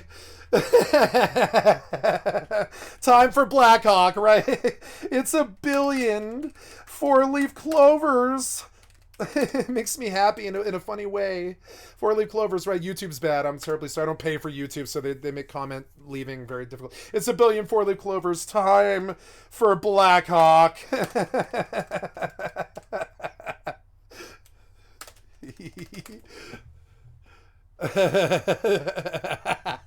Oh yeah, that's beautiful. See, my friends can see things that I don't ever see. They're not looking for it either, It just happens. Yep. Blessings of the day. Blessings of the day. I loved it. Fucking amazing. See if you can't find a 4-leaf clover yourself. Oh yeah, I can see. Yep, there's one right there. There's one. I think that's one, but it's kind of big. Oh my God, it's a whole patch of four-leaf clovers. The Irish would be, I mean, I don't know. I fear that I'm being racist or something, so I will just leave it there. I think the Irish would be happy. So, okay, good. Okay, so that was a good video. Really amazing. So, I loved it. I love this, the pure, you know, the Pines. Oops, sorry, so Pondering in the Pines. So I love the pure, beautiful simplicity of it. It was beautiful. This is called DIY lilac blossom oil. Now, my mother was very fond of lilacs, and an old story that that my crew might tell is when I was 14 years old, my mother enlisted the help of a couple of my best friends and I to go raiding lilac bushes at night because she wanted lilac flowers, and our neighbors had really amazing lilac bushes. And so she borrowed my best friend's car. She loaded three of us. That would have been S and M. I don't believe the person who did this video was there for that run, sadly. I don't think he was. Maybe he was. My memory fails me. But we took 3 or 4 of our friends with us. I wish I could say their names, but, you know, it's privacy. And we took 3 or 4 of our friends with us, and she took us out at like 1 o'clock in the night, and we went up and down all the bushes of the alleys getting lilac flowers because she wanted the same thing that my friend here wants, I would imagine. Probably lilac blossom oil, all kinds of lilac stuff. She wanted lilacs in her life, so we helped her with it. We went and got, you know, we were the teenage, like, thug crew. We were the bad kids, I would say. We weren't, well, yeah, by the end of it, we were considered to be the bad kids, yeah. I mean, I was expelled. But anyways, you know, goddamn, I was the bad kid. I was the bad kid. They weren't. I was the bad kid. So anyways, but so she enlisted the help of the bad kids, and we were the bad kids. We were smoking cigarettes and drinking at the age of 14. Everybody knew it. We were little punker assholes and all this. But anyways, so she enlisted the friends, her teenager son's friends, and we went out hunting lilac bushes at 1 a.m. And I think one of my friends probably remembers this memory. My friend Sen probably remembers this memory, but I don't think my friend who made this video remembers this because I don't think he was there on that run. But it was just incident. He just incidentally wasn't there. I don't think we were like 14 when that happened. That was a long time ago. But yeah, so lilac hunting in Colorado, guerrilla lilac hunting in Colorado. I've done it at the behest of my mother. I don't know why, but we did. We went lilac hunting when I was like 14. Colorado's got some good ass lilacs. Guys, if you watched our here is DIY lilac blossom oil. It's body oil, perfume, and soap base. So I don't know if you guys understand the inherent value of what I understand when I hear this stuff, but I hear ambergris on the land, right? And I might think that, wow, as a naturalist or somebody who produces products to sell on stuff, like, I don't know where you would sell naturalist products, like Etsy or whatever, but like, you know, or Amazon. But, you know, there's a lot of naturalist products out there. And when I hear DIY lilac blossom oil, I think a much more sustainable, much more honest, much more valuable ambergris. And if you guys don't know what ambergris is, it's the stinky butthole secretion, I think, or maybe it's like sperm secretion or something. I forget what part of the organ the whale it is. I think it's their butthole or something like that. Right. It's the grease that whales grease their butthole with, I think, or something like that. I can't remember what it is. Maybe it's like their liver or something. It's a solid waxy materials produced in sperm whales. And I forget where.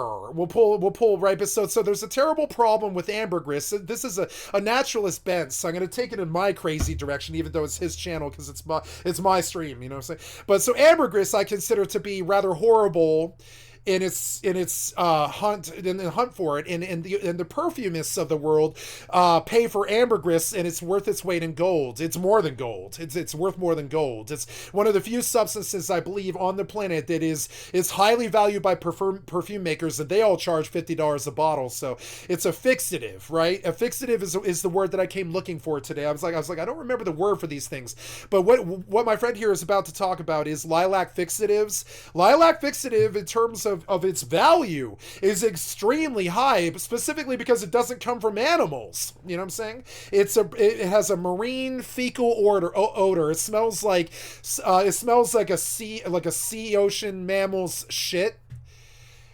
And this is what all of the world's perfumes are based off of. So I think fuck ambergris, right? Because it's bad to hunt whales for ambergris. It's got a bad history of it. I believe this isn't necessarily morally bad, but I think that's the connotation. As I remember, the legality from the 18th to the mid-19th century, the whaling industry prospered because of ambergris. But I don't know how, fair ambergris is, but I believe it has become, whales have become an endangered species as a result because of the pursuit of ambergris. So this being a naturalist bent on this channel for about an hour to 2 hours, something like that, where we just turn off the video games for a moment and we talk about cutting off the goddamn and letting the cables sleep and we can reconnect to the world around us and all this. I think about ambergris sometimes. I'm like, what is it to have that kind of wealth where you just whenever you get ambergris, they pay you $10,000 a pound or something like that. What is that like, right? And so I think, well, what can we get in the Colorado mountains that isn't horribly evil like fucking ambergris? And I think lilacs are one of those things. I think honey, lilacs, what smells good that's produced in Colorado a lot? Probably dandelions. Maybe. I don't know. I don't know if you can make dandelions smell good. I don't know, but whatever. So let's listen to what he has to say. I've talked too much here. I apologize. But I mean, yeah, when I think of lilacs, I think, oh my God, it's nature's ambergris. We were making lilac simple syrup as a delightful spring treat. But lilacs are not only edible with some medicinal qualities, also going to be a great opportunity for boys. It's time to step up your game and maybe make cologne, your leading lady a little bit of a perfume, summery perfume, or at very least a very nice body oil. And this recipe would also be applicable to making homemade soap as well. Ooh, soap. Now, I have a weakness for soap. I do not use shampoo. I do not use fragrances. I don't use Axe body spray or anything like that at all. I just use crappy, cheap Irish Spring. That's it. In my bathroom, there are 3 things. There is a razor, a bar of soap, I shave with the soap. I put soap all over my face and I shave with the soap with a mirror in the bathroom, and I use the soap for my pits, my butt, my hair, all of it, my face. I use Irish Spring soap, and all the time I think, well, the soap is cheap, which is why I use it. But I've been thinking about upgrading soap, and frankly, if I had a girlfriend again, I'd probably convert to lilac soap. I think it would be a good change, because part of the problem with the Irish Spring is it's full of chemicals and stuff. I think it's still lye. It's just caustic lye, but which is what soap is. If you wonder what soap is and why it gets your hands clean, it's acid in a way. It's caustic acid lye, and it burns like a very thin layer of dirt off of your hands. It won't burn your skin. It's not strong enough to do that. But the reason the soap is what it is an acid. So one of the problems with humans washing with soap in a river is it washes downstream. But sometimes soap, I believe, can actually be kind of good. Sometimes caustic lye can be good, just not in excessive amounts, you know? Thinking of excessive amounts, I watched a movie on Netflix recently called Dark Waters, where they talk about the goddamn company, oh god, who were they? It was, oh god, yeah, what was the company? They dumped a whole bunch of fucking poison in a bunch of different places in the country because they didn't know what Teflon was. Teflon is a product that we shouldn't mess with. Teflon is horrible. It's called a forever chemical. It will never ever break down in the fucking in the environment ever. And so, and one of the things I think about with lilac soap is it's all biodegradable, right? But I wonder sometimes if the Irish Spring is biodegradable, even if it's, I kind of wonder. Focusing on the lilac still. And this one is definitely going to be more of that scented body oil or perfume. Yeah. But we're going to use... But it's fine. There's a lot of value in that, especially if you have a woman in your life who likes purpley smelling, lilac smelling things. Nothing wrong with that. If it pleases and sparkles, I think that we all get joy out of it. Lilac flowers for this one. I have always been in touch with my feminine side. I have definitely let every girlfriend I've ever fucked do me up in makeup and dress me up in skirts. I don't care. I don't do those things myself. They asked me and I let them. You know what I'm saying? I have no interest in that shit myself, you know. But I have never been afraid of the feminine side of myself or feminine soaps or any of that stuff. Nope. Nothing wrong with embracing your feminine side. You know, it takes both of it. We have both hormones and estrogen in our bodies naturally. It is normal to have like some kind of dainty appeal to something. Usually somebody has some kind of little dainty thing that they do. I feel no shame in this. Lilac though for a man is a little bit, you know, eh. Right. So if you like these videos, you know, go ahead and give us a subscribe and a like. Oh yeah. We always know that it's fun for us. But I think I did, but we'll double check. Nope. There we go. Let us know what you're thinking. Thank you for the thank you, Jed Gallagher, for the excellent content from my stream. I've liked to sub to your channel. I like to be in here first before everyone else, and I think a star is born. I think a star is born. I declare that a star is born. Start this recipe off. You know, we're just going to be heating up some coconut oil. We got about 7 ounces of unrefined coconut oil here. Unrefined coconut oil. Okay. Starting to melt down already pretty well. Now, I like to use coconut oil because it's real gentle on the skin. But if you're going for just strictly a perfume, you would use exclusively sunflower oil, as it doesn't have much scent at all. It's a light oil. Can we get, let's see if he did the recipe in the comments. The transcript is there. Yeah, the transcript is there. So I think he assumed that.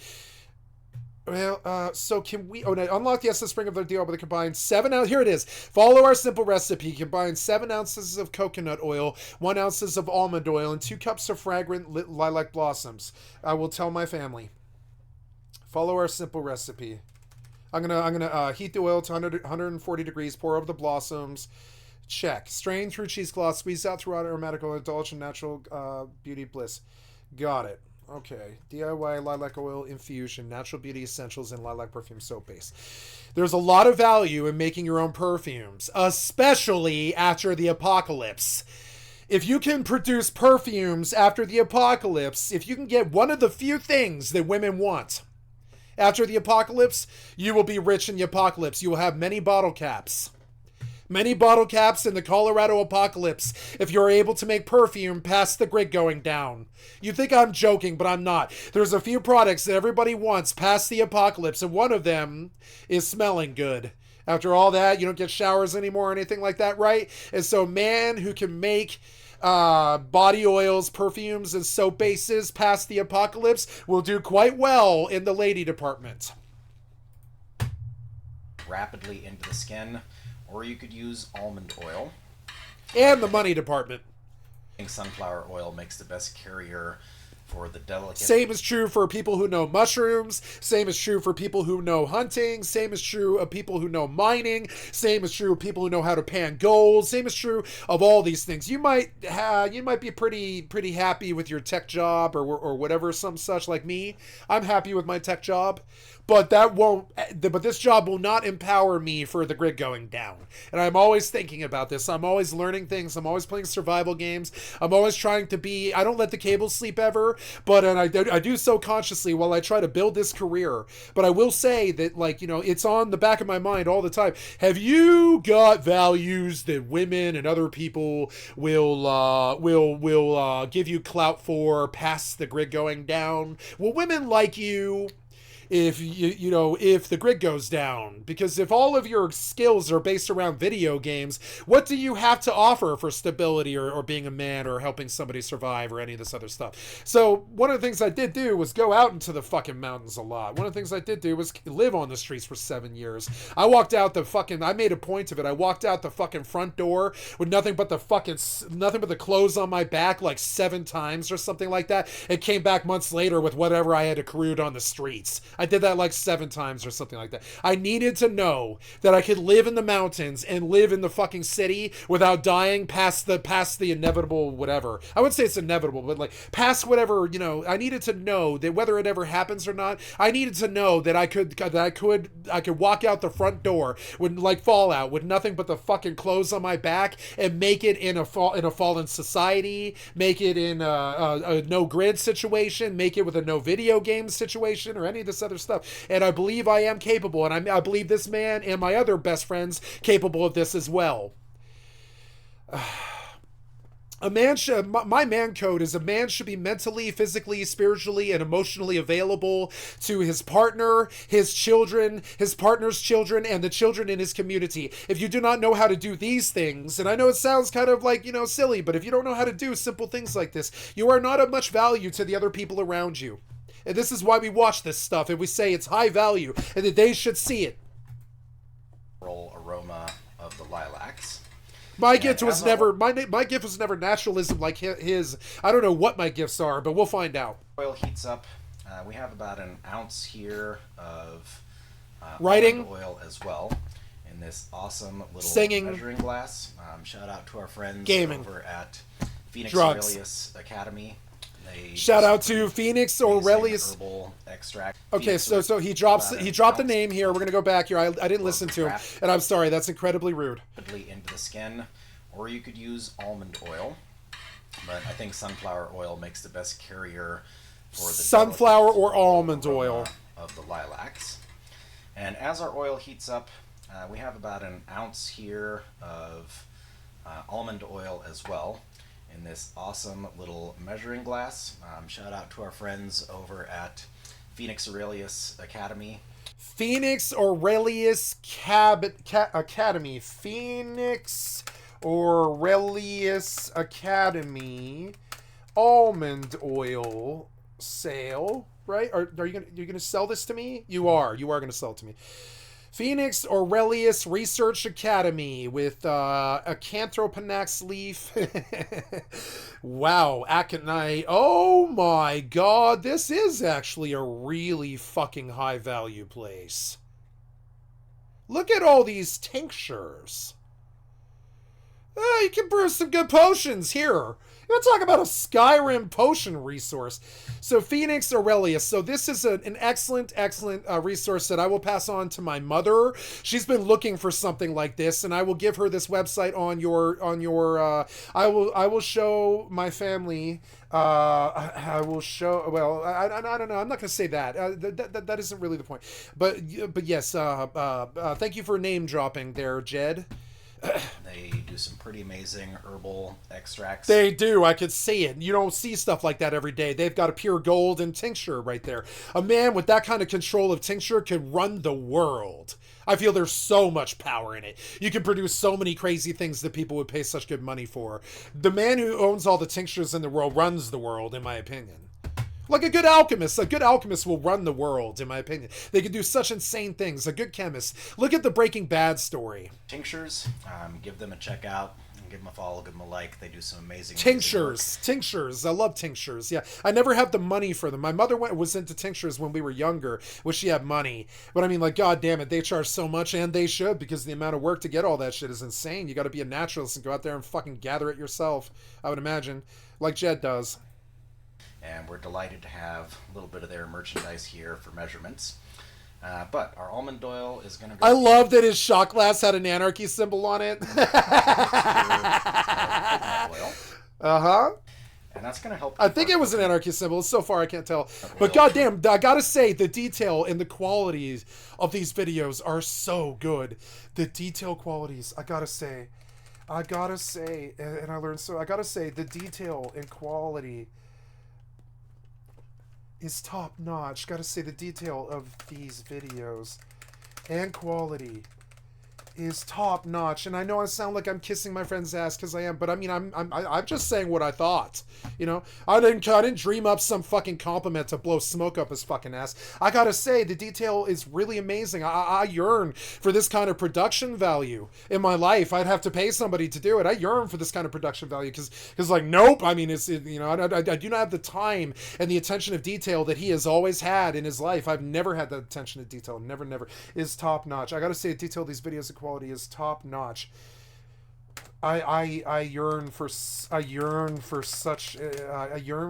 quality myself.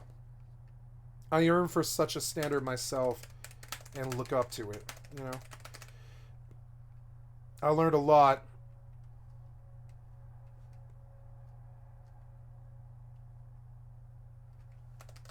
I learned a lot and we'll share this one with family. They like lilacs.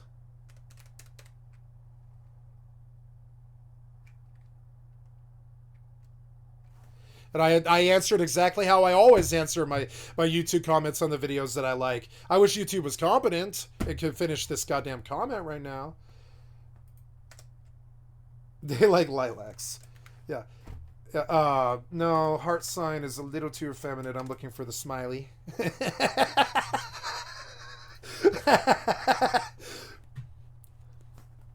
Once it cools down. For this mixture, thyme is definitely a key ingredient.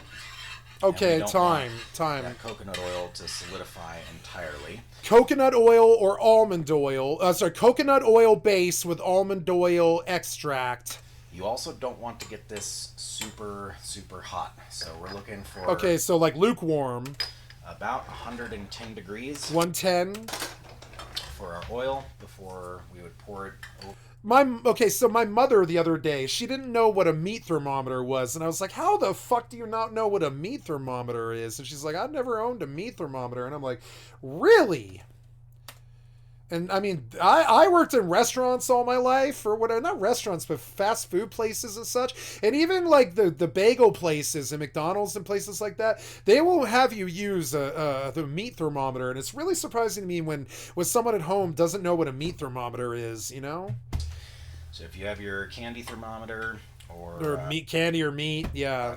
Like cheese or fondue thermometer or something. Or cooking thermometer. Cooking thermometer or something. I think they're actually okay, I view cooking like chemistry, and I think you have to have a thermometer, and I think you're working blind in the dark if you don't.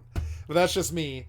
It's weird because my mother is a gourmet chef. I think anybody who'd ever eat her food would say so. She's got food. She makes food that is like off the quality of a New York fucking, like even the presentation of it is like a New York gourmet restaurant, you know, like a French chef, something like that. But she never used meat thermometers her whole life. She always like checked the color of the meat, and she judges colors of meat, which I think is about as, you know, effective. But I want the meat thermometer, you know, safer with the meat thermometer. Deploy that in here. So we are already at not to say that she cooks uncooked meat. She doesn't. Oh. About 110, almost 120. So it doesn't take too long to heat this up. What you don't want is for the oil to smoke. So at this point, we can go ahead and shut that off already. Now for our floral mixture here, we have our 16-ounce jar that's been sterilized and boiled.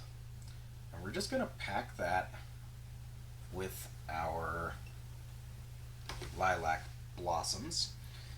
Now, if you watched our last video, you know how time-intensive of a process it is to remove these blossoms from their stems. Yep. And my mother mentioned this when I was young. She was like, we got to do this all fast. Don't want stems in this recipe either. We're not concerned about bitter flavors since we're not going to be eating it. Yeah.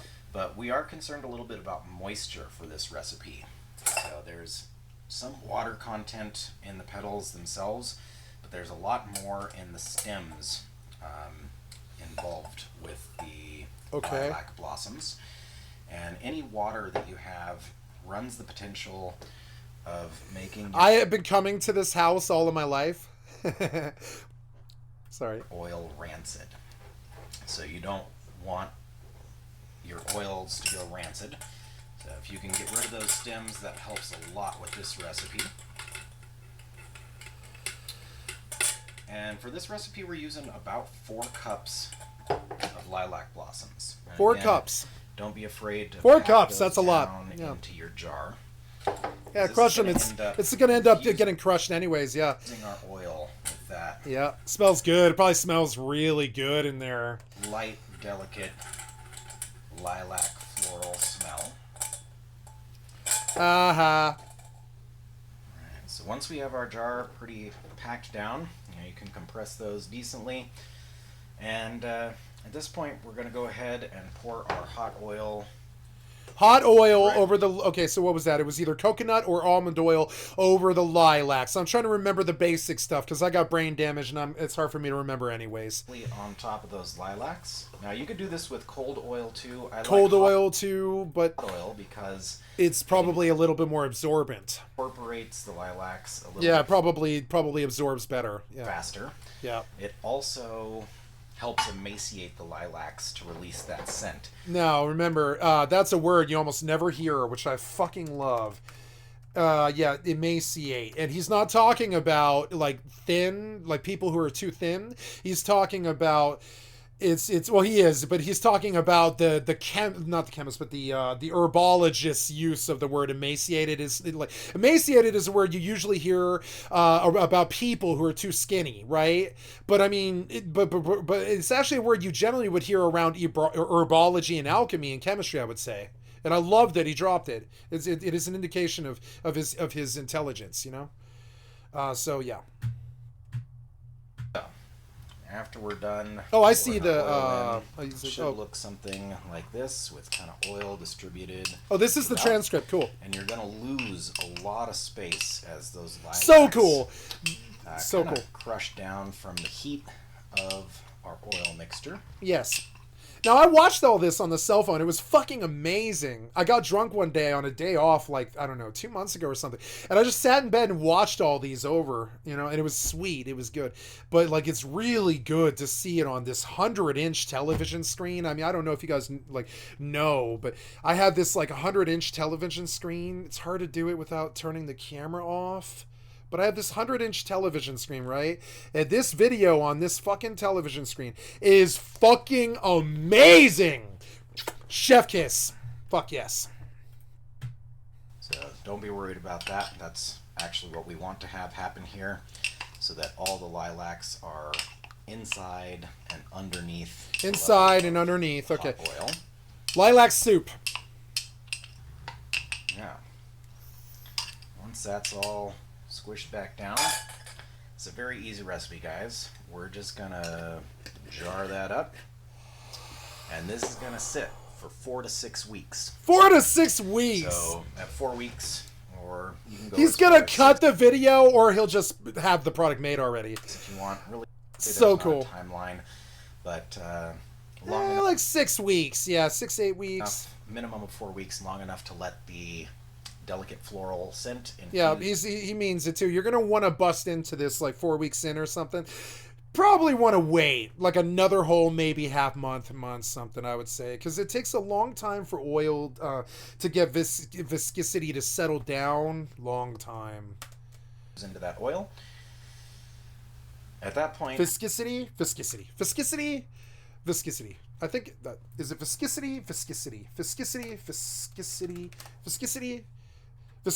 Viscosity. Yeah, the viscosity of a fluid is a measure of its resistance to deformation at a given rate, but viscosity is something, but I thought there was another one called viscosity that had something to do with how thin it was. But no, it is viscosity. I thought it was viscosity. No, I remember there being two. Viscosity and viscosity, but I guess I'm wrong. It must be, yeah. Is viscosity thick or thin, right? In layman's term, viscosity defines a fluid's resistance to flow. The higher the viscosity of a liquid, the thicker it is, and the greater the resistance to flow. So I thought thick was viscosity and thin was viscosity, but no, I had just made up the word in my idiot brain. But I don't care. I just I wanted to clarify there. I was like, wait, am I making up a word? I believe I am. Yeah, I don't believe viscosity is a word. No. out into Now, old- viscous is a word. Viscous, yeah, viscous is a word. with some cheesecloth lining it. And you're going to squeeze the mixture Cheesecloth, okay. until all the oil comes out, and you're just left over with the oil strained entirely of the flowers, which gives us a nice body oil or a delicate perfume. It smells delightful, guys. It's really quite amazing. And then again, if you do make homemade soaps, that oil base, after we're done with our infusion, is actually going to be a fantastic base for making homemade lye soaps. So we'll get into that more in some of our other videos. Okay. We'll definitely have another big batch of lilacs. I can't fucking wait. I want to see the soap. That we're going to blend with some lavender and turn into soap. Lavender soap. But that's a very That'll drop some panties. simple process, very easy to do at home. And if you're wanting some really artisanal soap products without having to pay those artisanal prices. Yeah, fuck the check out artisanal prices. our later videos on making Your lye own. soap. Yep. So, Learn to heal yourself. Stop fucking with them hospitals. And I'm just saying, hospitals are good, but I mean, learn to heal yourself first before you fuck with them. and guys, if you like these videos, subscribe and follow. Oh yeah, Give us a fucking like, pure toss us a gold, comment. pure gold. Let us know what you'd like to see next. But thanks for joining Pondering in the Pines.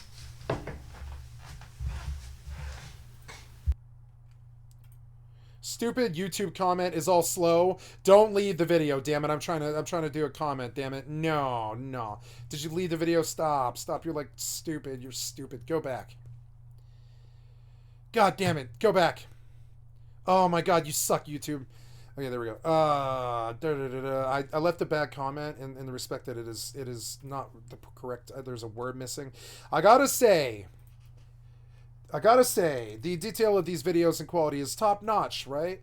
I yearn for such a standard in my own work, and I look up to it. I learned a lot in my own work, right? And I learned a lot, and we'll share this one with the family. They like lilacs. All right, so okay, save. So I promised my mother that I would send her an email with a copy of one of these videos so she could come see it. So I will send this to her now. And so we will go to Gmail very quickly, and I will fire off an email, or I will forget to do it. I'm sorry to hold you guys up. We'll listen to the next video next. We'll start the next video while I do this, and I will fire off an email while we listen. This one's called How to Make Lilac Simple Syrup, Spring Foraging and Recipe Guide, Nature Food and DIY.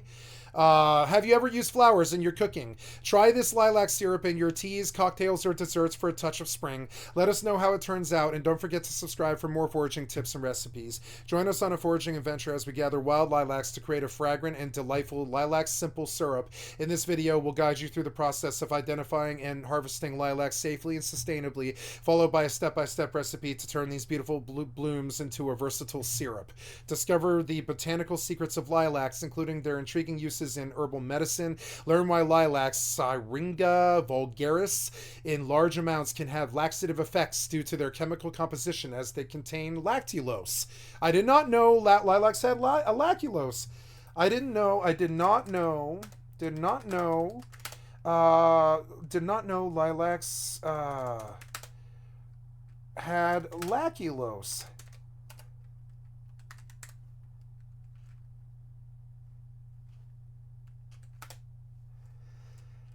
I did not know lilacs had lactulose. Fucking awesome. So, okay, and we're going to watch this, but I feel like I'm doing something wrong here. Oh, there we go. I didn't like, right? Oh, there we go.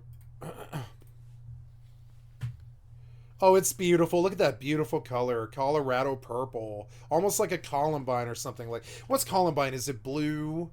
Columbine flowers are blue, aren't they? I can't remember. No, it's the same almost color as lilac. Look, doesn't columbine remind you of lilac a little bit? It's that beautiful color. Like looking at his lilacs, right? It's a little bit of a more faded purple, but I mean, yeah, like the columbine kind of comes close to it a little bit. It's not exactly the same color at all. It's like more of a pink and a darker purple, but really beautiful Colorado flowers. The columbine is the Colorado state flower, if I recall. Is the columbine flower? Is Columbine state is Columbine the state flower?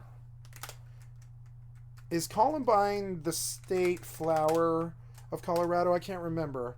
Columbine's journey to become the Colorado state flower began in 1891 when Colorado school children voted the Rocky Mountain columbine their favorite flower. So, and I agree. It's almost as beautiful as a water lily or a hyacinth or some such.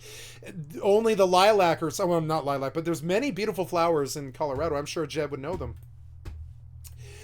So here we go. Come back, and here we are. I'm gonna fire off emails, an email to my family here, real quick. Hi guys, welcome back to Pondering in the Pines. Today we're going to be delving more into spring foraging. Yeah. And right now my kitchen smells delightfully of lilac. So yet another one of my easy spring foragings, and this is probably one of the easier recipes that I have as well. Today we're going to be focusing on lilac simple syrup. So this is actually... So I apologize, guys. I've got to pop back to grab a link, and I'm sorry, but I'm just trying to conduct business in the background and do the things that I said I would do. You know what I'm saying? Here we go. And then, If you watched our last video. It will start him over, and so he's not interrupted. And I will send these. There we go. Now I have sent his videos to my family who like lilacs, like I said I would. Hi guys, welcome back to Pondering in the Pines. Today we're going to be delving more into spring foraging.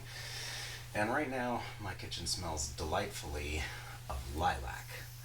So yet another one of my easy spring foragings, and this is probably one of the easier recipes that I have as well. Today we're going to be focusing on lilac simple syrup. So this is actually a delightful recipe. It's great in lemonade. I do for myself a full squeezed lemon, maybe about 1/8 of a cup of lilac simple syrup, and 3/4 cup of sparkling water with ice. It's a fantastic summery treat. But this is also good on ice cream, other confections and desserts, and super, super tasty, guys. Yeah, I bet it is. I've never had lilac, or maybe I have. I don't know. I don't think I've ever had lilac as a food. No. So, as one little precaution, if you're not used to wild foraging for any new plant that you're using, yeah, maybe you should get a foundation first, because there are some poisonous things such as hemlock. You want to take some precautions, and for lilac in particular, these are oftentimes treated with pesticides or herbicides, mainly pesticides to prevent down bugs. So you do want to make sure that wherever you're harvesting your lilacs is 100% assured to be pesticide-free and organic. Oh, or yeah. if you have them in your own backyard, that's probably the safest way to go. Another little precaution, you know, all of us have different digestive tracts. I believe that he's got bullet points that he's lined out before, but I fucking love his style. It's DIY. It's the same style that I've got. He did not write, I mean, I imagine he probably wrote a script for this so that he stayed on, you know, stayed on key and didn't miss any topics or anything like that. He probably has a bullet point there in the background, probably like a little panel board with some points and stuff so he didn't forget. But like, I love that he is freestyling. I think it's something that you never ever fucking see on YouTube. They're always on script now. They're always ChatGPT. I'm sure he did ChatGPT his scripts, but I'm saying like he's still freestyling most of it, and I really love it when a fucking entertainer has the fucking balls to just do it from their heart and soul directly and do it live, real time. Fuck it, do it live. Do it live. Fuck it, do it live, right? And he's doing it live, and it's the hallmark of a born entertainer. He's doing it live. Lilac in particular can cause a little bit of a skin rash. interesting reaction. In large amounts, lilac is going to be a little bit annoying on your skin, yeah. Like dandelions, I think, are like that too. It's a irritant. stool softener. So Yeah. Oh, never mind. No, yeah, it is. Lilac is a stool softener, so you don't want to get too much of it. make sure that for any new plant that you're ingesting, Wow. even if you know that it's an edible plant, small portions at first until you know how your body's going to react. And in big portions, lilac contains lactase, which does act as a stool softener and can make it a little bit of a necessity to go to the bathroom if you're going to consume large amounts of this. Being said, I don't know why you would consume Fair large warning. amounts of this. No, it's really lilac. Just a summary treat, guys. Yes. So let's Yeah. get started. Yep. So first thing you're going to do is we got to get all these petals off of The stem? our main stem. Okay. So after you've cut down the lilac Oh my fucking god, this is compelling. And it's lilacs! Why is this so compelling? I don't know, but it is. we're going to be working with, we're just going to start plucking the petals and getting them individualized. Now this is a time-consuming process. Yeah, You got this will little take some hours, yeah. maybe consider them enlisting Friends, yeah. Trimmers. We used to like give away, well, he used to give away free weed to the trimmers. them as your help to remove these petals from their stems. Yeah. Or if you have Get some good trimmers. friends that are into wild foraging, you can enlist their help under the guise of teaching them. I feel bad because I'm not there to help him with this stuff. I feel bad. I used to sort of be there in and out maybe once or twice a year to help him with some project or something. I was never there on the daily. But every once in a while I was there to help him with a project or something that he needed help with, because it's just sometimes a sheer amount of work being a naturalist, It's a sheer amount of work to do all the research and the gathering and the separating and the stemming and the weed and all this stuff. It's just fun, the weeding and all this. It's just funny. It's a lot of work. Like, for instance, my family is growing a garden, and I know that there's like a sheer amount of just brute force labor that needs to be done, so I offer it. I told them last year, I was like, I don't want to be involved in your garden, but I do want to be involved in their garden because they need help. It's too much hard labor, and it's a big garden. Show you this a little bit, guys. It's got like, I don't know, 20, no, more than that. It's like 48 or 50 plots or something. It's 2 gardens, and they're both really big. And so it is a lot of moving a lot of soil around and a lot of stuff and a lot of pots and all this other stuff. And so, yeah. And like, so I feel bad because I haven't been there in like fucking 5 years now or something. I haven't been there in 5 years to help him with little projects like this. But I mean, that's just the way the ball bounced. Challenging. Sometimes there'd be like a whole crew of kids up in the fucking living room helping him do something. I remember 7 or 8 times like that. He would just take like the help of like 20 people and get something done. I fucking loved it. To take off. So part of them is attached at the base here with these little stamens and stems. DIY is like a fucking religion now. For him, I bet. It is for me. Like, if I can't do it myself, I'm not fucking interested. Maybe surgery or, like, I don't know, eye care. I'm okay with taking help, dentistry, stuff like that, where they went through college and all this. But, like, generally, if I can't do it myself, I won't fuck with it. And I'm sure he feels the exact goddamn way. Like, I'm such a DIY person. And there's a time and a place for the hospital, and I've definitely had help from the hospitals and all this. But if I can avoid it, I try to. Like today, I walked for 4 miles on the country road because I'm just feeling like I need to lose weight and not be so unhealthy all the time, And anything that's green. I'm sure he's feeling the same way. He's never had a problem with health like I did. He's always been young and skinny. That motherfucker. I'm kidding. Anything that's not I've always been so jealous of him because he's 7 years younger than me or something like that. So, like, yeah. gonna be. God damn it, he was always so much hotter than us. It was so annoying. He was 7 years younger, so he was just like by rotes, by God's plan, or whatever the fuck you believe in. He was 7 years younger than us, so he was just hotter than us. You know what I'm saying? he was like a full almost 2 high school lengths between us. And but he wasn't. He was like a direct member of our crew. He was not. He was like deep member of our crew. Always has been. And like, but he was 7 years younger than the older kids. There was 3 of us that were younger and 2 that were 7 years younger. And then all of our various siblings were all the same age essentially. I didn't have any siblings, but they did. And so like and so all the siblings are about his age. and he was the siblings' age, and then we were the older brothers. And for some reason, he was such a badass motherfucker that he was able to roll with the big kids. He always was, like since the age of 11 or something like that. He was always so much cooler than everybody else that he could just roll with any crew. It didn't matter what it was, even the older kids. It didn't matter. People 7 years older than him, he could easily just join the crew, no problem. Didn't matter. The age wasn't a barrier or anything. I always been so proud of him, you know. Syrup bitter flavor, so you do want to make sure that I was so nervous about it. Like when I first met him, I was like, dude, like when I told my best friend, I was like, dude, these kids are like 7 years younger than us. Are you sure? And he was like, no, he's fine. And he was totally fine his whole life. Like there was no difference. There's never been any like he is my proof that well, there's sometimes age is a number that age matters sometimes. Let's be honest, right? It does. But I'm like, he is the proof that like, you know, youth is a mindset. I would say youth is he has always been this eternal fountain person to me. Holding on to these Eternal fountain of youth, and they often grow and it is all of this stuff that he's talking about.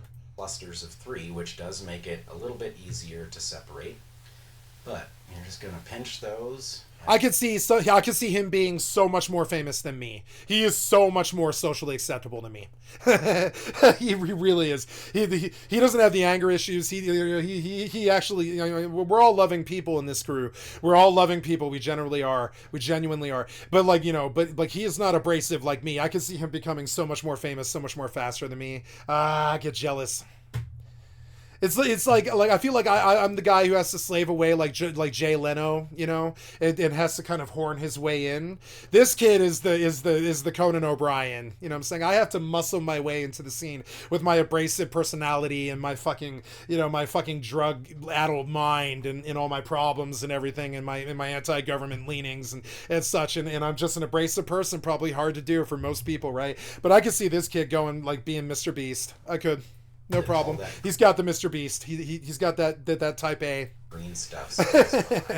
I yearn someday to have it naturally and just work my way towards it. But I think you're kind of born with it, you know? And I was an entertainer. I was a lead singer for 8 years. I have proven that I can do it, you know? But it was always an uphill battle for me. I was never it was never been an uphill battle for me to be a singer, but it was for other things, you know?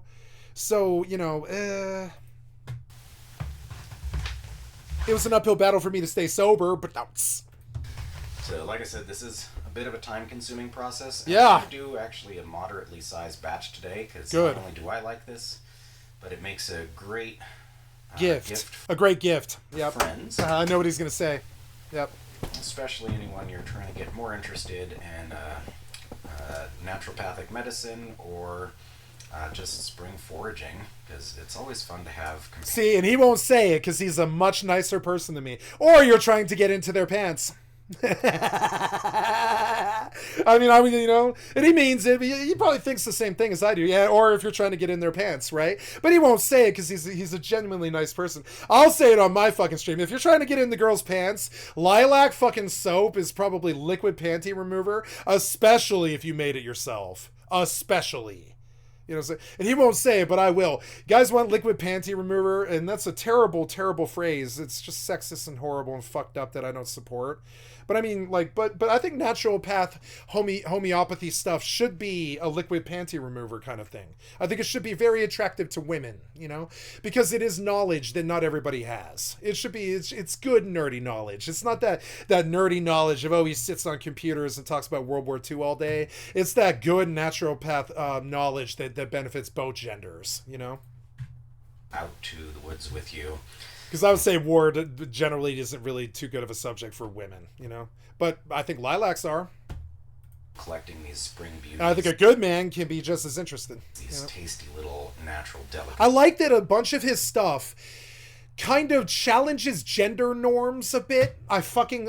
He probably wouldn't like me saying that, but I like that a bunch of his stuff kind of challenges male gender norms and what men are expected to be or what men are expected to do. And I think this is a very strong element of his personality that is, it's like gangbusters right now. I think it goes over with particularly the female constituency very well. And there's a huge market for this stuff. You know, I think there's more market for this stuff now than almost video games, but maybe not though. Video games are like the number one. The reason I'm in the video game thing, I probably would have done music if it wasn't video games, because I figured I could get rich there too. Or not rich, but, you know, acknowledged and do a personal history. Is that, you know, I'm just going to stop talking. But we've done a fair bit of I'm being rude to him. I'm terribly sorry. plucking before we got started with our video.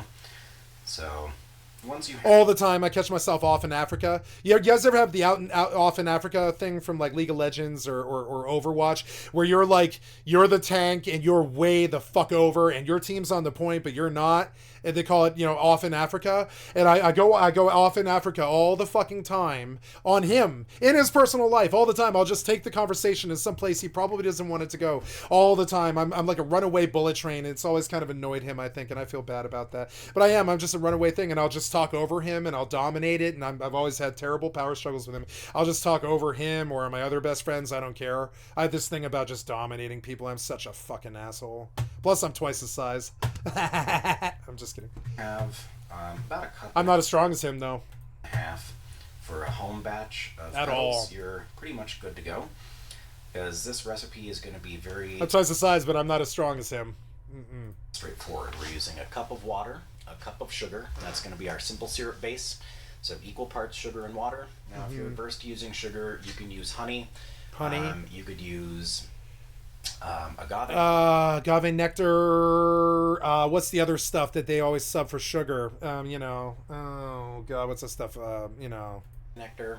I wouldn't really recommend using Like heavier syrups or darker no, like the heavier fake syrups. They're probably too sugary. sugars because that is going to change the flavor Yeah, profile too terribly bad. Yeah. of your lilac simple syrup. One of the things about him is he's also an extremely good cook. And really, we want that delicate floral flavor to kind of shine through. And not in the way where I'm just like, you know, I'm fond of his meals or whatever, like that he's ever made us. It's that he has made so many meals in his life as a restaurant chef that he is like a very good cook. For our intents and purposes, One of his jobs was restaurant chef. is to get as much of that lilac flavor profile as possible. So, you know, this chef execution that he's doing, food and DIY, that kind of probably is reminiscent of, like, I don't watch foodie stuff like my ex-girlfriend does a lot. She was a foodie, or is a foodie. But she likes all those Gordon Ramsay shows and all this, and I imagine he probably does too, but I don't know. I've never asked him.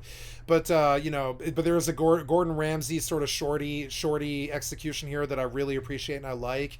And it's got success written all over it. I think there's a great deal of interest in this sort of thing. But one of the struggles I look at when I look at somebody with a channel like this is they must establish themselves. You can see that he's got more value than even I do already, because he's got more follows than I do, despite having not done it as long. And I love that. And it shows you that the potential is there, that they can make it, because in my experience, they can't get 300. If you're not good, you can't get 300 views. You can't. If you're not good, you can't get 300 views. It's the ultimate reality. People will bail 10 seconds in, even if they're hate watching. They'll bail and try to find something else you did that sucks. It doesn't matter. To get 300 views is proof that you can get 300,000 or 300 million. I really do. Now, the content might not be the kind of weight that'll pull Psy numbers, you know, for like Gangnam Style or something like that, but it's still it has potential to really go somewhere. And so I love the potential here. It's very, very high. There's like a DIY home kitchen ethic here that I do like, and I think he's going for it. And I wonder if he gets the responses that he's looking for from people right away. I think it'll probably take them a while to tell him that. I will say it on the first day that he ever hears me, you know, critique it. And I mean, these videos are going on my channel. I got permission, so I'm not taking credit for his shit. I'm just saying, like, you know, my React content of his videos are going on my channel, so I got permission. Organic cane sugar. And honey does Hey, like, I'm not trying to take credit for his work in anywhere for him. This is all entirely his stuff. You know, I'm just reacting to it because I feel that it is the right thing to do. He has always supported me in everything I've ever done, so I will support him in everything he's ever done. a nice flavor. True brotherhood. Real best friends, you know what I'm saying? Like my crew, we were tight. There was 5 of us. Now there's 4. Blend with the lilacs as well, but And so if he needs it, he gets it, you know? I find the honey to overwhelm the lilac flavor just a little bit. So Yeah, a cup of water, a cup of sugar, and about a cup and a half of lilac petals. And you can go overboard, absolutely. I wouldn't go more than 2 cups of lilac petals because you do want that 2 mixture cups. to remain balanced. And yeah, once you have your petals harvested, we can get started on our simple syrup.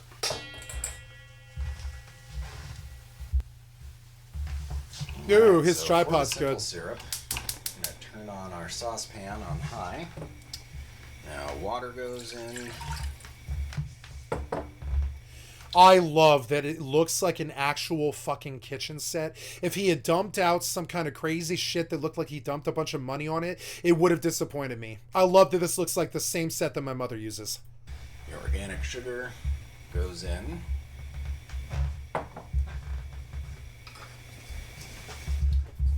We're just gonna stir that to get it to I incorporate put my pen down. I fully don't know what I did with our it. mixture. There it is.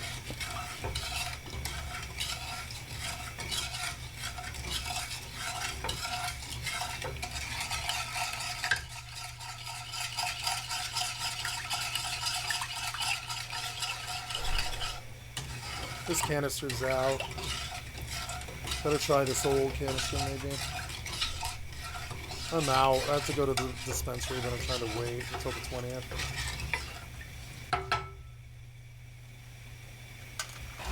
Yeah, I'm like straight out now. Alright, Fucking so our sucks. simple syrup mixture is just starting to simmer.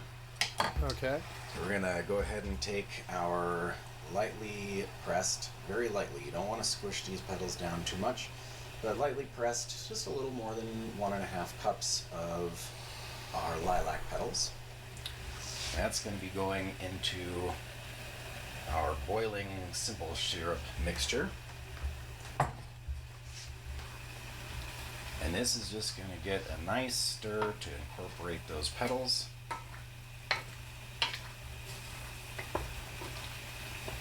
Now, this is kind of where the beginning of the magic happens. And again, you really do want to make sure that any petals that you're using in your lilac syrup have had that green stem fully removed. You don't want any of this green leaves. You don't want any of the stem material to be in your syrup.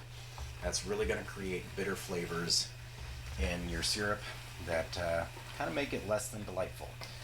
So, once our flower petals are in, we're just going to let that have a rolling boil for about 2 minutes or so. It's beautiful looking.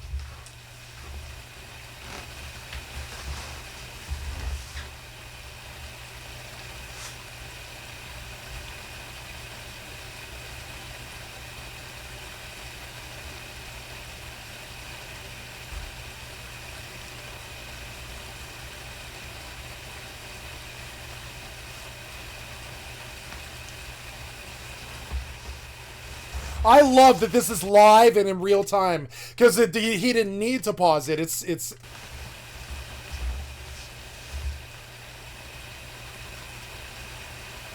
actually crucial to. I love when they actually show you the fucking process. They skip through this stuff way too much, and you're like, well, okay, what does it look like when it's boiling? If mine's on fire, is that wrong? You skip through it, you know. But he showed all of it. He showed every second of it. I love it.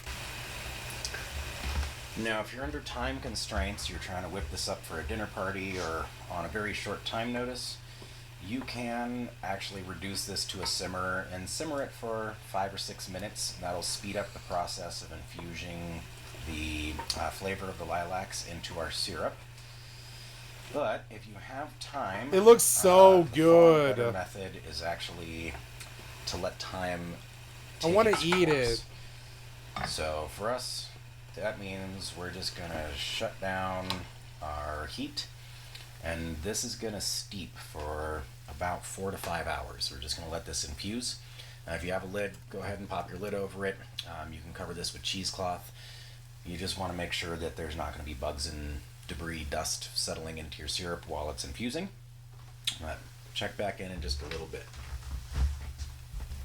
Alright, so our mixture's been steeping here for a little while. Now, There's a little bit of bubbling happening because we just brought that back up to a temperature that makes our mixture sterile again because it has been sitting out.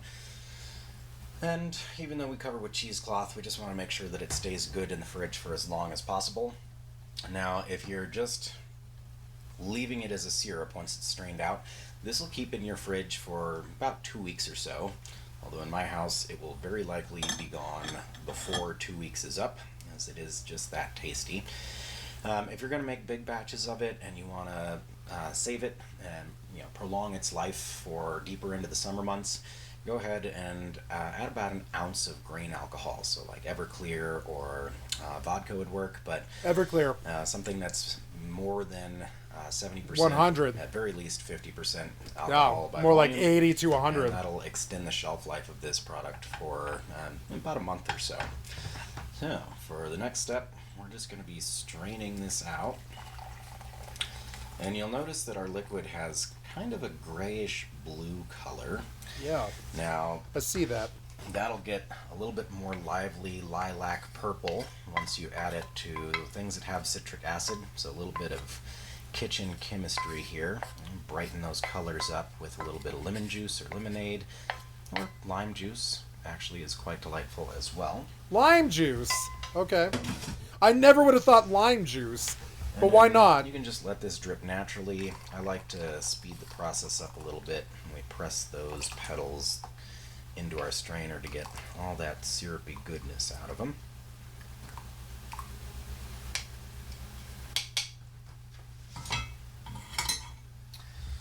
Now before you bottle anything, you always do want to make sure your jars are sanitized. This has just been boiled and is actually still pretty hot to the touch. And if you were going to save these for multiple years, you would definitely want to follow standard canning protocol, which would be to boil, pasteurize, flash pasteurize these in I love that he mentioned a it. pot of boiling water after it's been sealed. Yep. And make sure that everything is sterile and sanitary conditions while you're doing that. Last step of this process is going to be Pouring. our simple syrup into our jars. And that will make probably about 1.5 gallons of lilac lemonade over the next couple weeks. Well, thanks for watching, guys. Awesome. Thank you. As always, if you like these videos and you're ready for more nature skills, survival skills, foraging skills, and delicious garden recipes, tune in next time at Pondering on the Pines, and go ahead and give this video a like and a follow. Thanks so much. Take care. He's nervous. Yeah, give it a couple years. You'll he's nervous. You can see it. Like, give it a couple years, and you'll really miss being nervous. You're gonna miss being nervous. But I don't get nervous anymore. I had one time 400 people jump into my chat over an EvE thing, and I was like, "Hi guys," and then eventually it could be 400,000. It won't matter. Cherish that nervousness. It's gone in me. It's totally gone. It's kind of funny. So okay, you skipped me back. I think no, you did. You skipped me back, and soap base, right? And then we and this was the fourth one. Yeah, this was the fourth one. Yeah, this is it. So then on this video, do not look how lack he looks. Wow. Oh. Wow. Lilac syrup looks so good, right? I did not know lactose. Lilac syrup looks so good. Sounds so good, dude. Like, sounds so good, dude.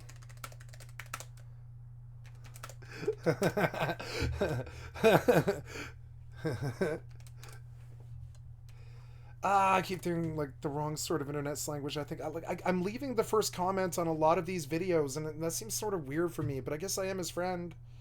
Yeah, like, I don't know, whatever. I don't know, like, I'm gonna leave a comment on every video. Like, it says, so it's so good, dude. I mean, that was the thought that I had, so that's what I wrote. I mean, it's true. Lilac syrup sounds so fucking good to me. God damn. That's like maple syrup, but better. Okay, is it DMCA at Phoebe Catus? So his comment is, some days I have to force myself to slow down the time. The constant noise, requirements, drama, and inner turmoil can take its toll. And when the anxiety or stress is too high, where do you go?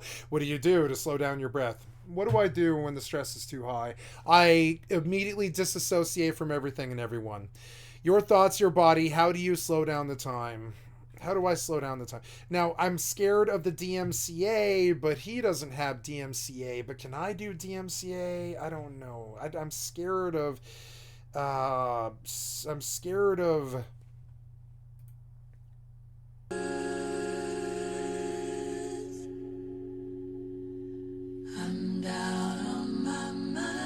I like this, but I'm terrified of DMCA, so I'm not sure. Oh, it was very good.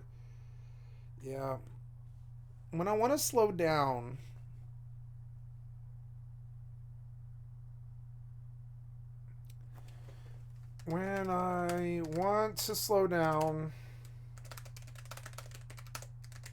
I walk the country road.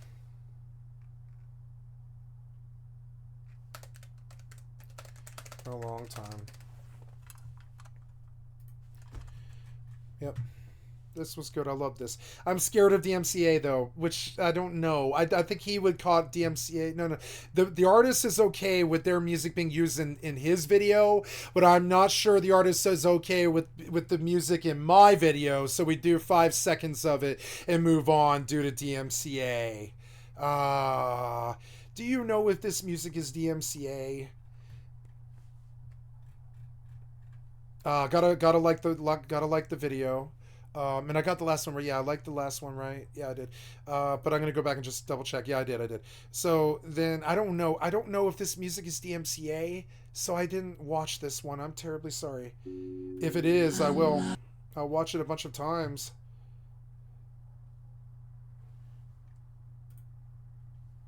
Do you know? I don't think that song is DMCA. I think it's okay for him to do it, but it's not okay for me to restream that song without permission. I'm fairly sure. So, and I don't even need to bug him about it, but it's sad that I can't listen to it. It's okay. That's not his fault that they suck dick about DMCA. He's got clearance for the song, I guarantee it, but I don't think... Hi guys, welcome back to... I don't think I do, so... And I'm not trying to open up some thing, you know? That artist obviously doesn't care if he uses their music, but me using their music, I have to get the direct permission to play any more than, I think it's like 17 seconds of it, something like that. Bring in the pines.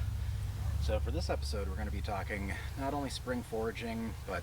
Oh, I'm sorry. So this is... Unlocking Nature Secrets, Broadleaf Mullein, Uses and History, Medicinal Wonders. We're going to like and sub. He's already got 100 likes on this video. I'm jealous. That's way more likes than I've ever got. Fuck yeah, dude. Doing great. 2,000 views. Thanks for watching. Hells yeah. Thanks for watching. Did you know Mullein,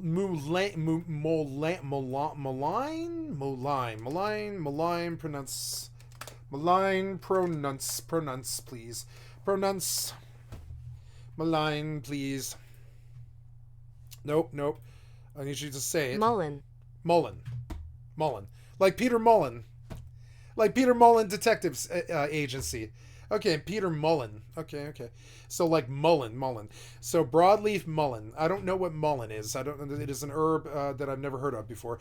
Did you know mullen was once known as the soldier's herb for its supposed ability to heal wounds? Okay. Share your thoughts or any questions you might have in the comments below. Subscribe for more insights into the natural world and practical herbal uses. Dive into the fascinating world of broadleaf mullen, or Verbascum thapsus, in this detailed educational video. Explore the multifaceted uses of this common yet powerful plant, from its medicinal benefits to its role in primitive fire-making techniques. Learn about broadleaf mullen's chemical properties, its uses in folk medicine, and its introduction to the United States. Whether you're an herbal enthusiast, is going to be amazing. Whether you're an herbal enthusiast, a survival skills aficionado, I'm all of these things, or simply curious about natural remedies. I think natural remedies are the most valuable thing about herbs and mushrooms, and I wish I knew all of the natural remedies in case I ever needed off grid, but I'm too on the grid to ever go take the time like he did to learn it, and so I'm thankful that he did. This video offers a wealth of information and practical tips, which is why we're watching it. I told him today, I said, I think they should see it. And I believe that is true. Key topics covered. Medicinal uses, discover how broadleaf mullein is used for treating respiratory conditions and its anti-inflammatory and pain-relieving properties. Primitive fire making, watch practical demonstrations on how mullein stalks can be used in fire-starting techniques. Cool. Chemical properties, an overview of its bioactive compounds like saponins, flavonoids, and mucilage. And historical insight, the journey of broadleaf mullein from its native Europe to its widespread presence across the United States and its traditional uses in folk medicine. And so before we dive into this wonderful piece of content that my beloved friend has provided for us, that he's already got 2,000 views on since April 26th. Jesus fucking Christ, dude. Fucking awesome. You know what I'm saying? And all the other videos are good like that too. They're just like, they're probably like, you know, they're just different kinds of content. Like he's covering so many different things here that it's just like amazing to see it. He is covering so many things that it is like very broad and very awesome, and I love that. I think that I share that same sort of interest in covering so many different things, from politics to the games to the governments to the problems to the corporatocracy, the meritocracy, the idiocracy, the fucking the woke bullshit, all of that stuff, all of the responded stuff or libtard stuff or whatever you want to call it. Like, you know, I'm very multifaceted person like him. I have a lot of natural interests, like I would say Mark Twain or Samuel Clemens. Gotta love the Samuels in your life, you know? And so there we go. And Pines. So for this episode, we're going to be talking not only spring foraging, but one of my favorite wild foraged plants. So mullein is the name. I like that it's a cell phone shorty. It's awesome. And I'm sorry. Before we ruin his shit by talking through it all and reacting to his content, he probably doesn't like that I'm reacting, but it's okay. It's my channel. I want to go look at mullein. So mullein is it's a genus of usually woolly-leaved Eurasian herbs of the snapdragon family, including some that are naturalized in North America. Snapdragons are very interesting. I don't know if you guys have ever messed with snapdragons, but I fucking love snapdragons. Leaving blackberry, mullein, ironweed, mountain mint, Joe Pye weed, sunflowers, and wild bergamot standing can make a huge difference. Yeah, I think that's really good. I saw a quote when I went to go look at mullein and bergamot. Yeah, when the egg hatches, the larva secretes a specific combination of mullein and micromyelide to soak the cockroach. Interesting. Bluebirds fit about a meadow of mullein and wild roses. These examples are chromatically compiled from various online sources, stuff with mullein and right. So, okay. But I want to see the Wikipedia for mullein before we listen to him. I want to see how accurate he is, because I think he is going to be very accurate. And so let's go test him, right? Verboscum thapsus, the greater mullein, or common mullein, is a species of mullein native to Europe, Northern Africa, and Asia. So it is not native to America and introduced in the Americas and Australia. It is a hairy biennial plant that can grow to 2 meters or tall or more. I always wonder what these were. I wonder what those were. Wow, and this is the soldier's plant. Okay, it's small yellow flowers densely grouped on a tall stem, which grows from a large rosette of leaves. It grows in a wide variety of habitats, but prefers well-lit, disturbed soils where it can appear soon after the ground receives light from a long-lived seeds that persist in the soil seed bank. I don't know what a soil seed bank is. It's a natural storage of seeds often dormant within the soil of most ecosystems. So apparently a lot of soil actually just harbors a bunch of seeds that eventually grow, but they might just stay there for a while before they do. It is a common weedy plant that spreads by prolifically producing seeds and has become invasive in temperate world regions, like probably America. It is a minor problem for most agricultural crops since it is not a competitive species, being intolerant of shade from other plants and unable to survive tilling. It also hosts many insects, some of which can be harmful to other plants. Although individuals are easy to remove by hand, populations are difficult to eliminate permanently. Although commonly used in traditional medicine, no approved drugs are made from this plant. It has been used to make dyes and torches, but they don't make drugs from it. It's weird. It's commonly used in traditional medicine, but they don't make drugs out of it. But I imagine, yeah. But I imagine they probably could. V. thapsus is a dicotyledonous plant that produces a rosette of leaves in its first year of growth. I think we'll leave the rest up to him. Let's see how it sounds. In. And mullein is really less of an edible and more of a medicinal. It has a variety of purposes, and it's actually going to be a biannual plant. So what I'm holding here is going to be the second year of life. You have the flowering stalk and the seed pods. Wow, look how fucking tall that motherfucker grows. It's like the marijuana plant. Also have the first year of life. Look how tall that plant grows. It has so much value. Like, look how tall that plant is. It has so much value. Like, that was just my initial comment. I believe in initial comments. I believe in leaving the initial thought that you have. And it has just these broad, fuzzy leaves.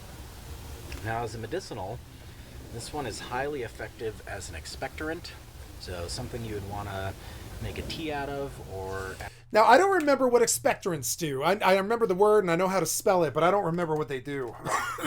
What is an expectorant? That's the one that makes you puke up, I think. It makes you puke up. A type of cough medicine used to help clear mucus. I was wrong. It's what I need after smoking hash. It's for clogged lungs. It's for when you have congestion. So it's good for clearing your lungs. Smoking mixture. Smoking mixture, huh? Oh yeah, it clears your lungs. You're heavily congested. Oh wow, I need some of this stuff. I didn't know. Like with an upper respiratory infection. Oh, something of that nature. Okay. But for that part, what you're really going to be focusing on for harvesting is actually going to be the leaves. So there's really 3 times when I'm focusing on this plant for harvesting the leaves for medicinal purposes. Wait, no, I'm getting the plant screwed up. He's not talking about this, was he? I don't know. And it contains a very similar component. Let's go look at what mullein looks like in the wild. Just because, like, I want to get a better picture of it. Mullein, not the Wikipedia. I'm looking for images. Mullein. Yeah, they do fucking grow really fucking tall. My comment was accurate. I was like, wait, he was mentioning the other plant that's standing next to it, right? He was. So yeah, like, man, look at the fucking size of that plant. And like, the only other plant I've seen that gets that big is like marijuana or something like that. Dense flower mullein. Okay. Learn something new every day. I had no fucking clue what these things are my whole life, but now I do. Component to mucinol that you would find in over-the-counter Mucinex. Mucinex. So this is how they make Mucinex. Okay. Is this plant. Cool. Decongestant. Decongestion and expectorant. Yeah. Upper respiratory aid. Upper respiratory aid. Yeah. So early spring for its first year of life on these broad-leafed plant bases. Fall for its first year of life. Fall. Or springtime in its second year of life before it starts to make its seed pod and flowering stalk. Okay, so before the seeds. So for harvesting this one, this is really in my front yard, and this grows prolifically across much of the western United States. Yep. There's also multiple different species of mullein, but we're focusing on the broadleaf mullein. And the leaves that I'm targeting in particular are the ones on the interior of the plant.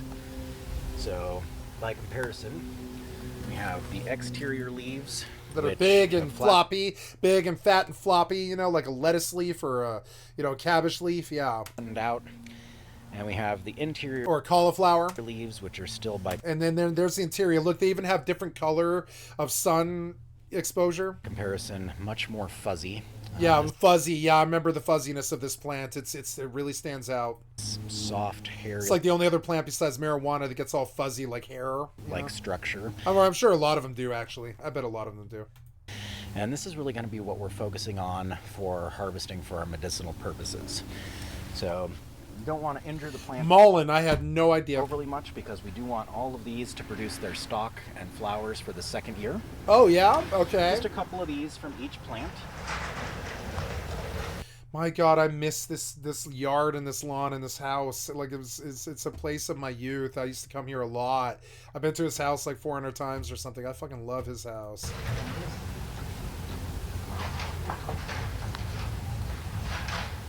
Get us going with our medicinal use here.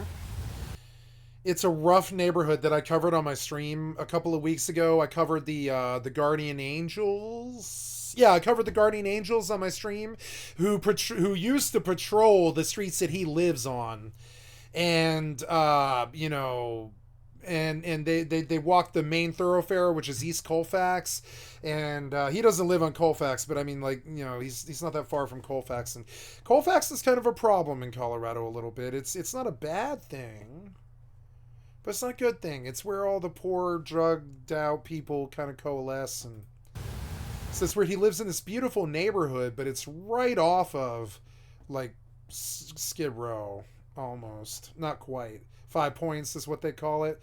They made fun of it in South Park a lot. 5 Points, you know. I'll take your ass to 5 Points and strip your ass naked and leave you there. 5 Points used to be really bad, but now it's gentrified. But I mean, yeah, like, I'm sure if I were to go pull like a video about Denver 5 Points, I mean, it's not appropriate on this session, so I'm not going to watch the video, but I just want to pull like a topic here real quick. Denver 5 Points, right? I want to hear if anybody talks about 5 Points, so just while I'm thinking about it, right? The story of 5 Points, yeah, it's Denver's historically black neighborhood. So here we go. Now, once you have a selection of leaves, Yeah, I've seen him do this before. I always wonder what he was doing. go out on my drying tray. Yeah. And when they're crispy dry, crispy to the point that you could actually snap the leaves in half without any real effort and no bend or flex to the leaves, they're dry enough to be put in jars. So I have some here that have already gone through the drying process, and these will be Crumbly. kind of the base for the tea that we would make, but you can see how they make that nice, strong, crispy, crackling sound. They snap with no effort. Now this would be what you'd brew into your tea. Add a little honey. You could add some other medicinals to boost. Natural expectorants, I never knew. Right in our front yards, I never knew. Natural expectorants. Expectorants. In your front yard, I never knew. Thank you. I never knew. Thank you. I know natural spend in your front yard. I never knew. Thank you. The value is just humbling. It's like humbling to me because it's like I honestly I might use that at some point. I could end up using this information. I do feel like I could, honestly. Oh, my girlfriend's sick after the grid went down. She's got a nasty COVID flu, and she's got to clear her lungs, but she can't. And she might die, dude. What do I do? The expectorant that's out in the front yard, isn't it? Save her! The healing properties of this leaf.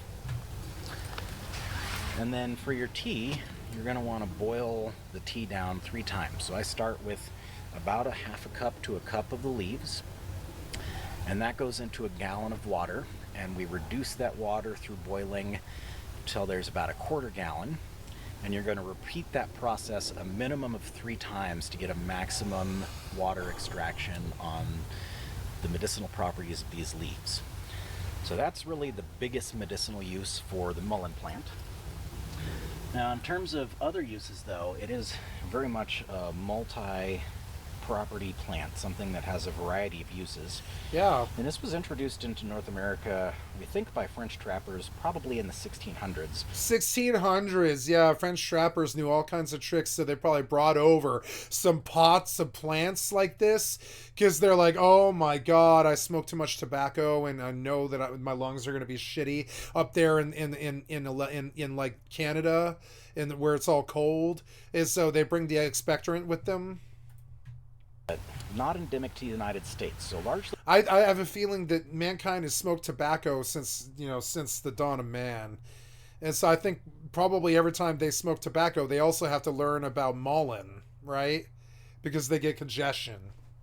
When you find this, it is an invasive species. Don't be too shy about Killing it. harvesting Yeah. a fair bit of it in nature, because not only is it invasive, it's actually a prolific breeder. Yeah, they shouldn't have brought it here, maybe.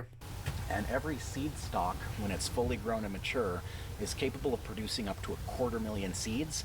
Oh around my 80% God. of those are actually going to be viable as new plants the following year. So it does It does spread like kudzu. job of I'm seeing a reoccurring theme of invasive species and using them for. I'm seeing a recurring theme.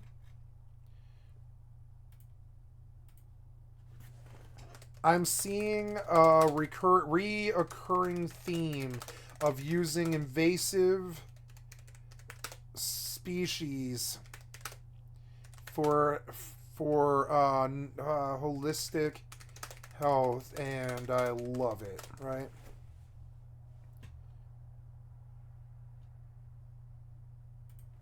I'm seeing a reoccurring thing is I love it. I love the master plan. Loving the master plan.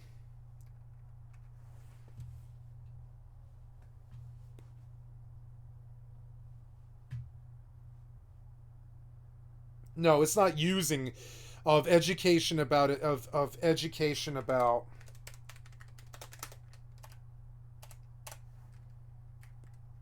and their uses. And I love it.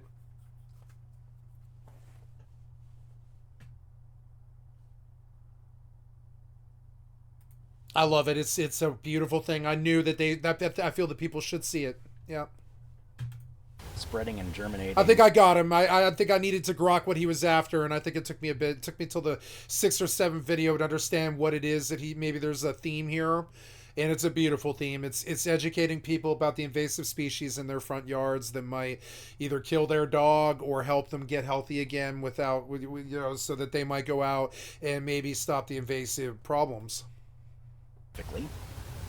But aside from the medicinal properties of the leaves, when it's good that they're medicinal, they could be poisonous like goddamn hemlock. it produces these beautiful yellow flowers. Yeah, they're beautiful. Those flowers have oftentimes been used in herbal remedies, folk medicine as a pain relieving aid.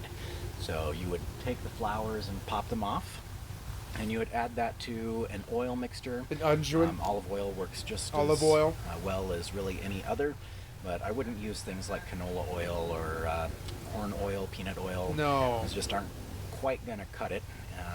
Olive oil is kind of a good olive oil, almond oil, place to start, or coconut oil. Coconut oil is very good. Maybe a clove of garlic in there to prevent the flowers from going rancid while this mixture is steeping. So you take your yellow flowers and add them to that oil, and they're going to sit in that oil with that single garlic clove for a minimum Where did you learn all this stuff? of 2 months.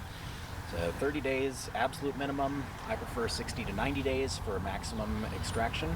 So you're not adding heat to this mixture, you're just letting time run its course. So once you have your mixture settled out, you can bottle that in little bottles and use an eyedropper. It's great for toothaches, for teething toddlers Toothaches, or infants. teething. It's also going to be really great as an earache ointment. Earache. Just a drop or two around your ear, and then you can use your finger or a Q-tip to kind of smooth it around where you have that discomfort. So that's another use for this one. Now, the seeds are going to be mildly narcotic in nature. So this is actually something that's been used by many different states over the years as a invasive species control in waterways. So when the seeds are ground up and added to water, it has the effect of paralyzing the fish and other invertebrates that are in those waterways. Will actually make them float belly up to the top, and invasive species have been removed that way. And then after the water filters out in those flowing ponds or streams, the fish slowly come back to themselves and go about their business that are supposed to be there. So that's another use for that. Now, don't try that in any state at this point. That's definitely illegal for harvesting fish species. If you're going fishing, you're going to get in trouble with Fish and Game wardens in any state that you would attempt that in. But because of how soft and fuzzy it is, especially on these bigger leaves, it's also pretty tough, and that fuzz doesn't wow, you can make a nice cloth armor out of it. really come off in your hand when you rub it. No. So It's like cloth. it's going to make actually a fantastic substitute toilet paper if you're out in the bush Oh, yeah, and it's safe to put in your butthole, huh? and find yourself sans toilet paper. So don't be afraid to call on your friend the Mullen for more base requirements and needs while you're out and about in nature as well. Yeah, I mean, how do you wipe your ass out there? You're not going to have any toilet paper. So... And then one of my favorite uses for it is actually going to be the stalk. So the stalk makes a spectacular fire spindle. So if you're used to making friction fires, or if you've ever made a friction fire, this is going to be a great way to incorporate some it probably burns right away. Materials into creating those friction fires. And if you're curious about that methodology, you can check out some of our other videos. We'll be posting a video on utilizing mullein to make friction fires in the very near future. But that's going to be our friend the mullein, which, again, my favorite use for is a tea as a decongestant. So, thanks for tuning in to this episode of Pondering in the Pines, and if you like these videos, follow and subscribe for more nature videos and foraging. I loved it. It was so good. So next, and I liked him, and I got a comment in there and all that. Okay, we've done our job here. So, spring lemonade magic, turning grape hyacinth syrup into pink lemonade. Oh, yeah, cool. This is this is cool. He's gonna do grape hyacinth syrup into pink lemonade. So on our last episode, we had made... Cool. So let's hear what he has to say. Did you see that color change? That's the beauty of natural ingredients. If you try making this at home, share your photos or thoughts in the comments. Don't forget to like, subscribe, and ring the bell for more fun recipes at Kitchen Science Experiments. Unveil the kitchen magic of kitchen chemistry with this delightful video where we transform grape hyacinth simple syrup into stunning pink lemonade. Watch as the natural colors and flavors blend, creating a natural, perfect spring beverage. This easy-to-follow recipe uses just a few simple ingredients but delivers a spectacular visual and tasty result. Join us as we explore how the acidity of lemon juice interacts with grape hyacinth syrup to naturally change the color, making this not only a refreshing drink but also a fun science experiment. Cool. Grape hyacinth simple syrup. Okay, there was this old show that I used to watch when I was a kid. I wonder if he ever saw it. He might have been too young. But there was this old show on Nickelodeon called Mr. Science. And it's an old, it's an old show from the 1990s, and I doubt they'll even remember it, right? I think it was Mr. Science. Yeah, with Johnny LaRue from a long time ago with Damien's What Happens and all this. But no, or Mr. Wizard, I'm sorry, Mr. Wizard, right? What is liquid nitrogen, right? With Mr. Wizard. Mr. Wizard was a science guy, and he was such a badass, right? What is liquid nitrogen with liquid nitrogen with Mr. Wizard? But I don't believe I can show Mr. Wizard. I think I'll get DMCA'd. But anyways, yeah. So here we go. But yeah, if you guys have never seen Mr. Wizard, that's a good show to torrent because you wouldn't be able to find it anywhere else. It's a good show to torrent, right? It's just not ever going to be anywhere else. So yeah, go torrent Mr. Wizard and learn everything you can about science in an actually good science television show that's like compelling and not dry, like a bunch of the shows that they have on Discovery and stuff. It's like a show aimed at kids, so it's easy to Imbibe, and it's better than Bill Nye, in my opinion. Focus on turning Bill Nye got all the credit that Mr. Wizard should have got. Mr. Wizard was there first. this I hate to say, but it's true. into one of my favorite ways. But then Bill Nye got all the all the actual acknowledgments. So whatever the case may be, Bill Nye was extremely important for science. I mean, he was a wonderful man. I'm not trying to compare the two. They're apples and melons. Recipe. They did both have science television shows for kids, but Which is grape hyacinth lemonade. and so I wonder if he knows.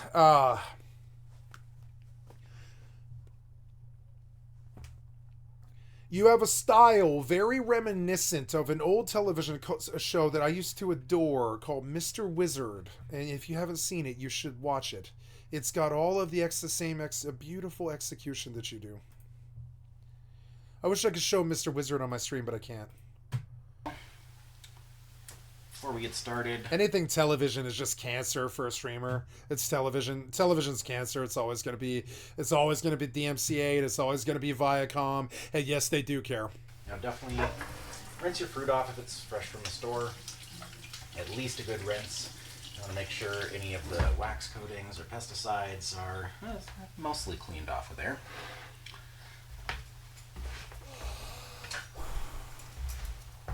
After that,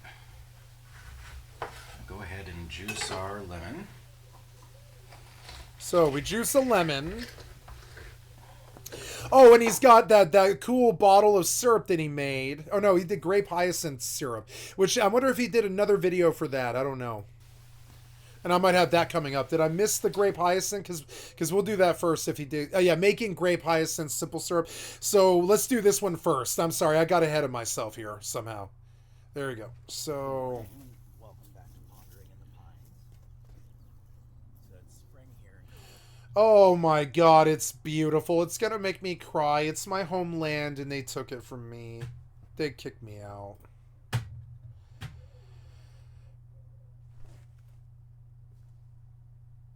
Thanks for watching. If you try this recipe, let us know how it goes. Remember to always forage responsibly and make sure to identify plants correctly before using them.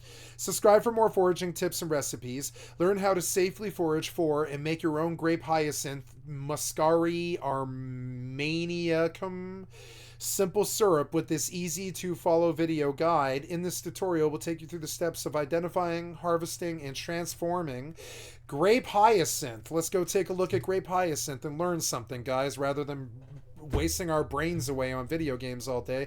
We can learn something about grape hyacinth, and I imagine YouTube's probably a better way to do that than right? Grape hyacinth, right, is gonna pop him. He's smart. If he's in the grape hyacinth scene, he'll get millions of hits. He's smart, right? Yeah, grape hyacinth, it's probably a scene. Yep. And he's in the scene now, and he's fucking smart. Look, there's all this grape hyacinth stuff. Yep, he's smart. I see it. Yo, man. Oh, yeah. So, tastes like a cloud. Yeah, I bet it does. Lilac flower, honey. Oh, my God. Sounds so good. So, hells yeah. So, look, you can see that there's a scene for what he's doing, and I hope that he is the king of it. I hope he is the king of that scene. I hope he's the king of it. I really feel that way. So, but we're going to come to grape hyacinth here and just get a picture of it and a wiki. Muscari is a genus of perennial bulbous plants native to Eurasia that produce spikes of dense, most commonly blue urn-shaped flowers. We've seen this all over Colorado, Muscari, right?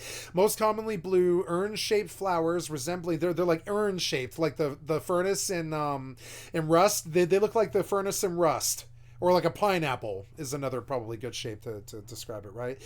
The common name for the genus is grape hyacinth, a name which is also used for related genera Leopoldia and Pseudomuscari, which were formerly included in Muscari, but they should not be confused with hyacinths. A number of species of Muscari are used as ornamental garden plants. The genus Muscari originated in the Old World, including the Mediterranean basin,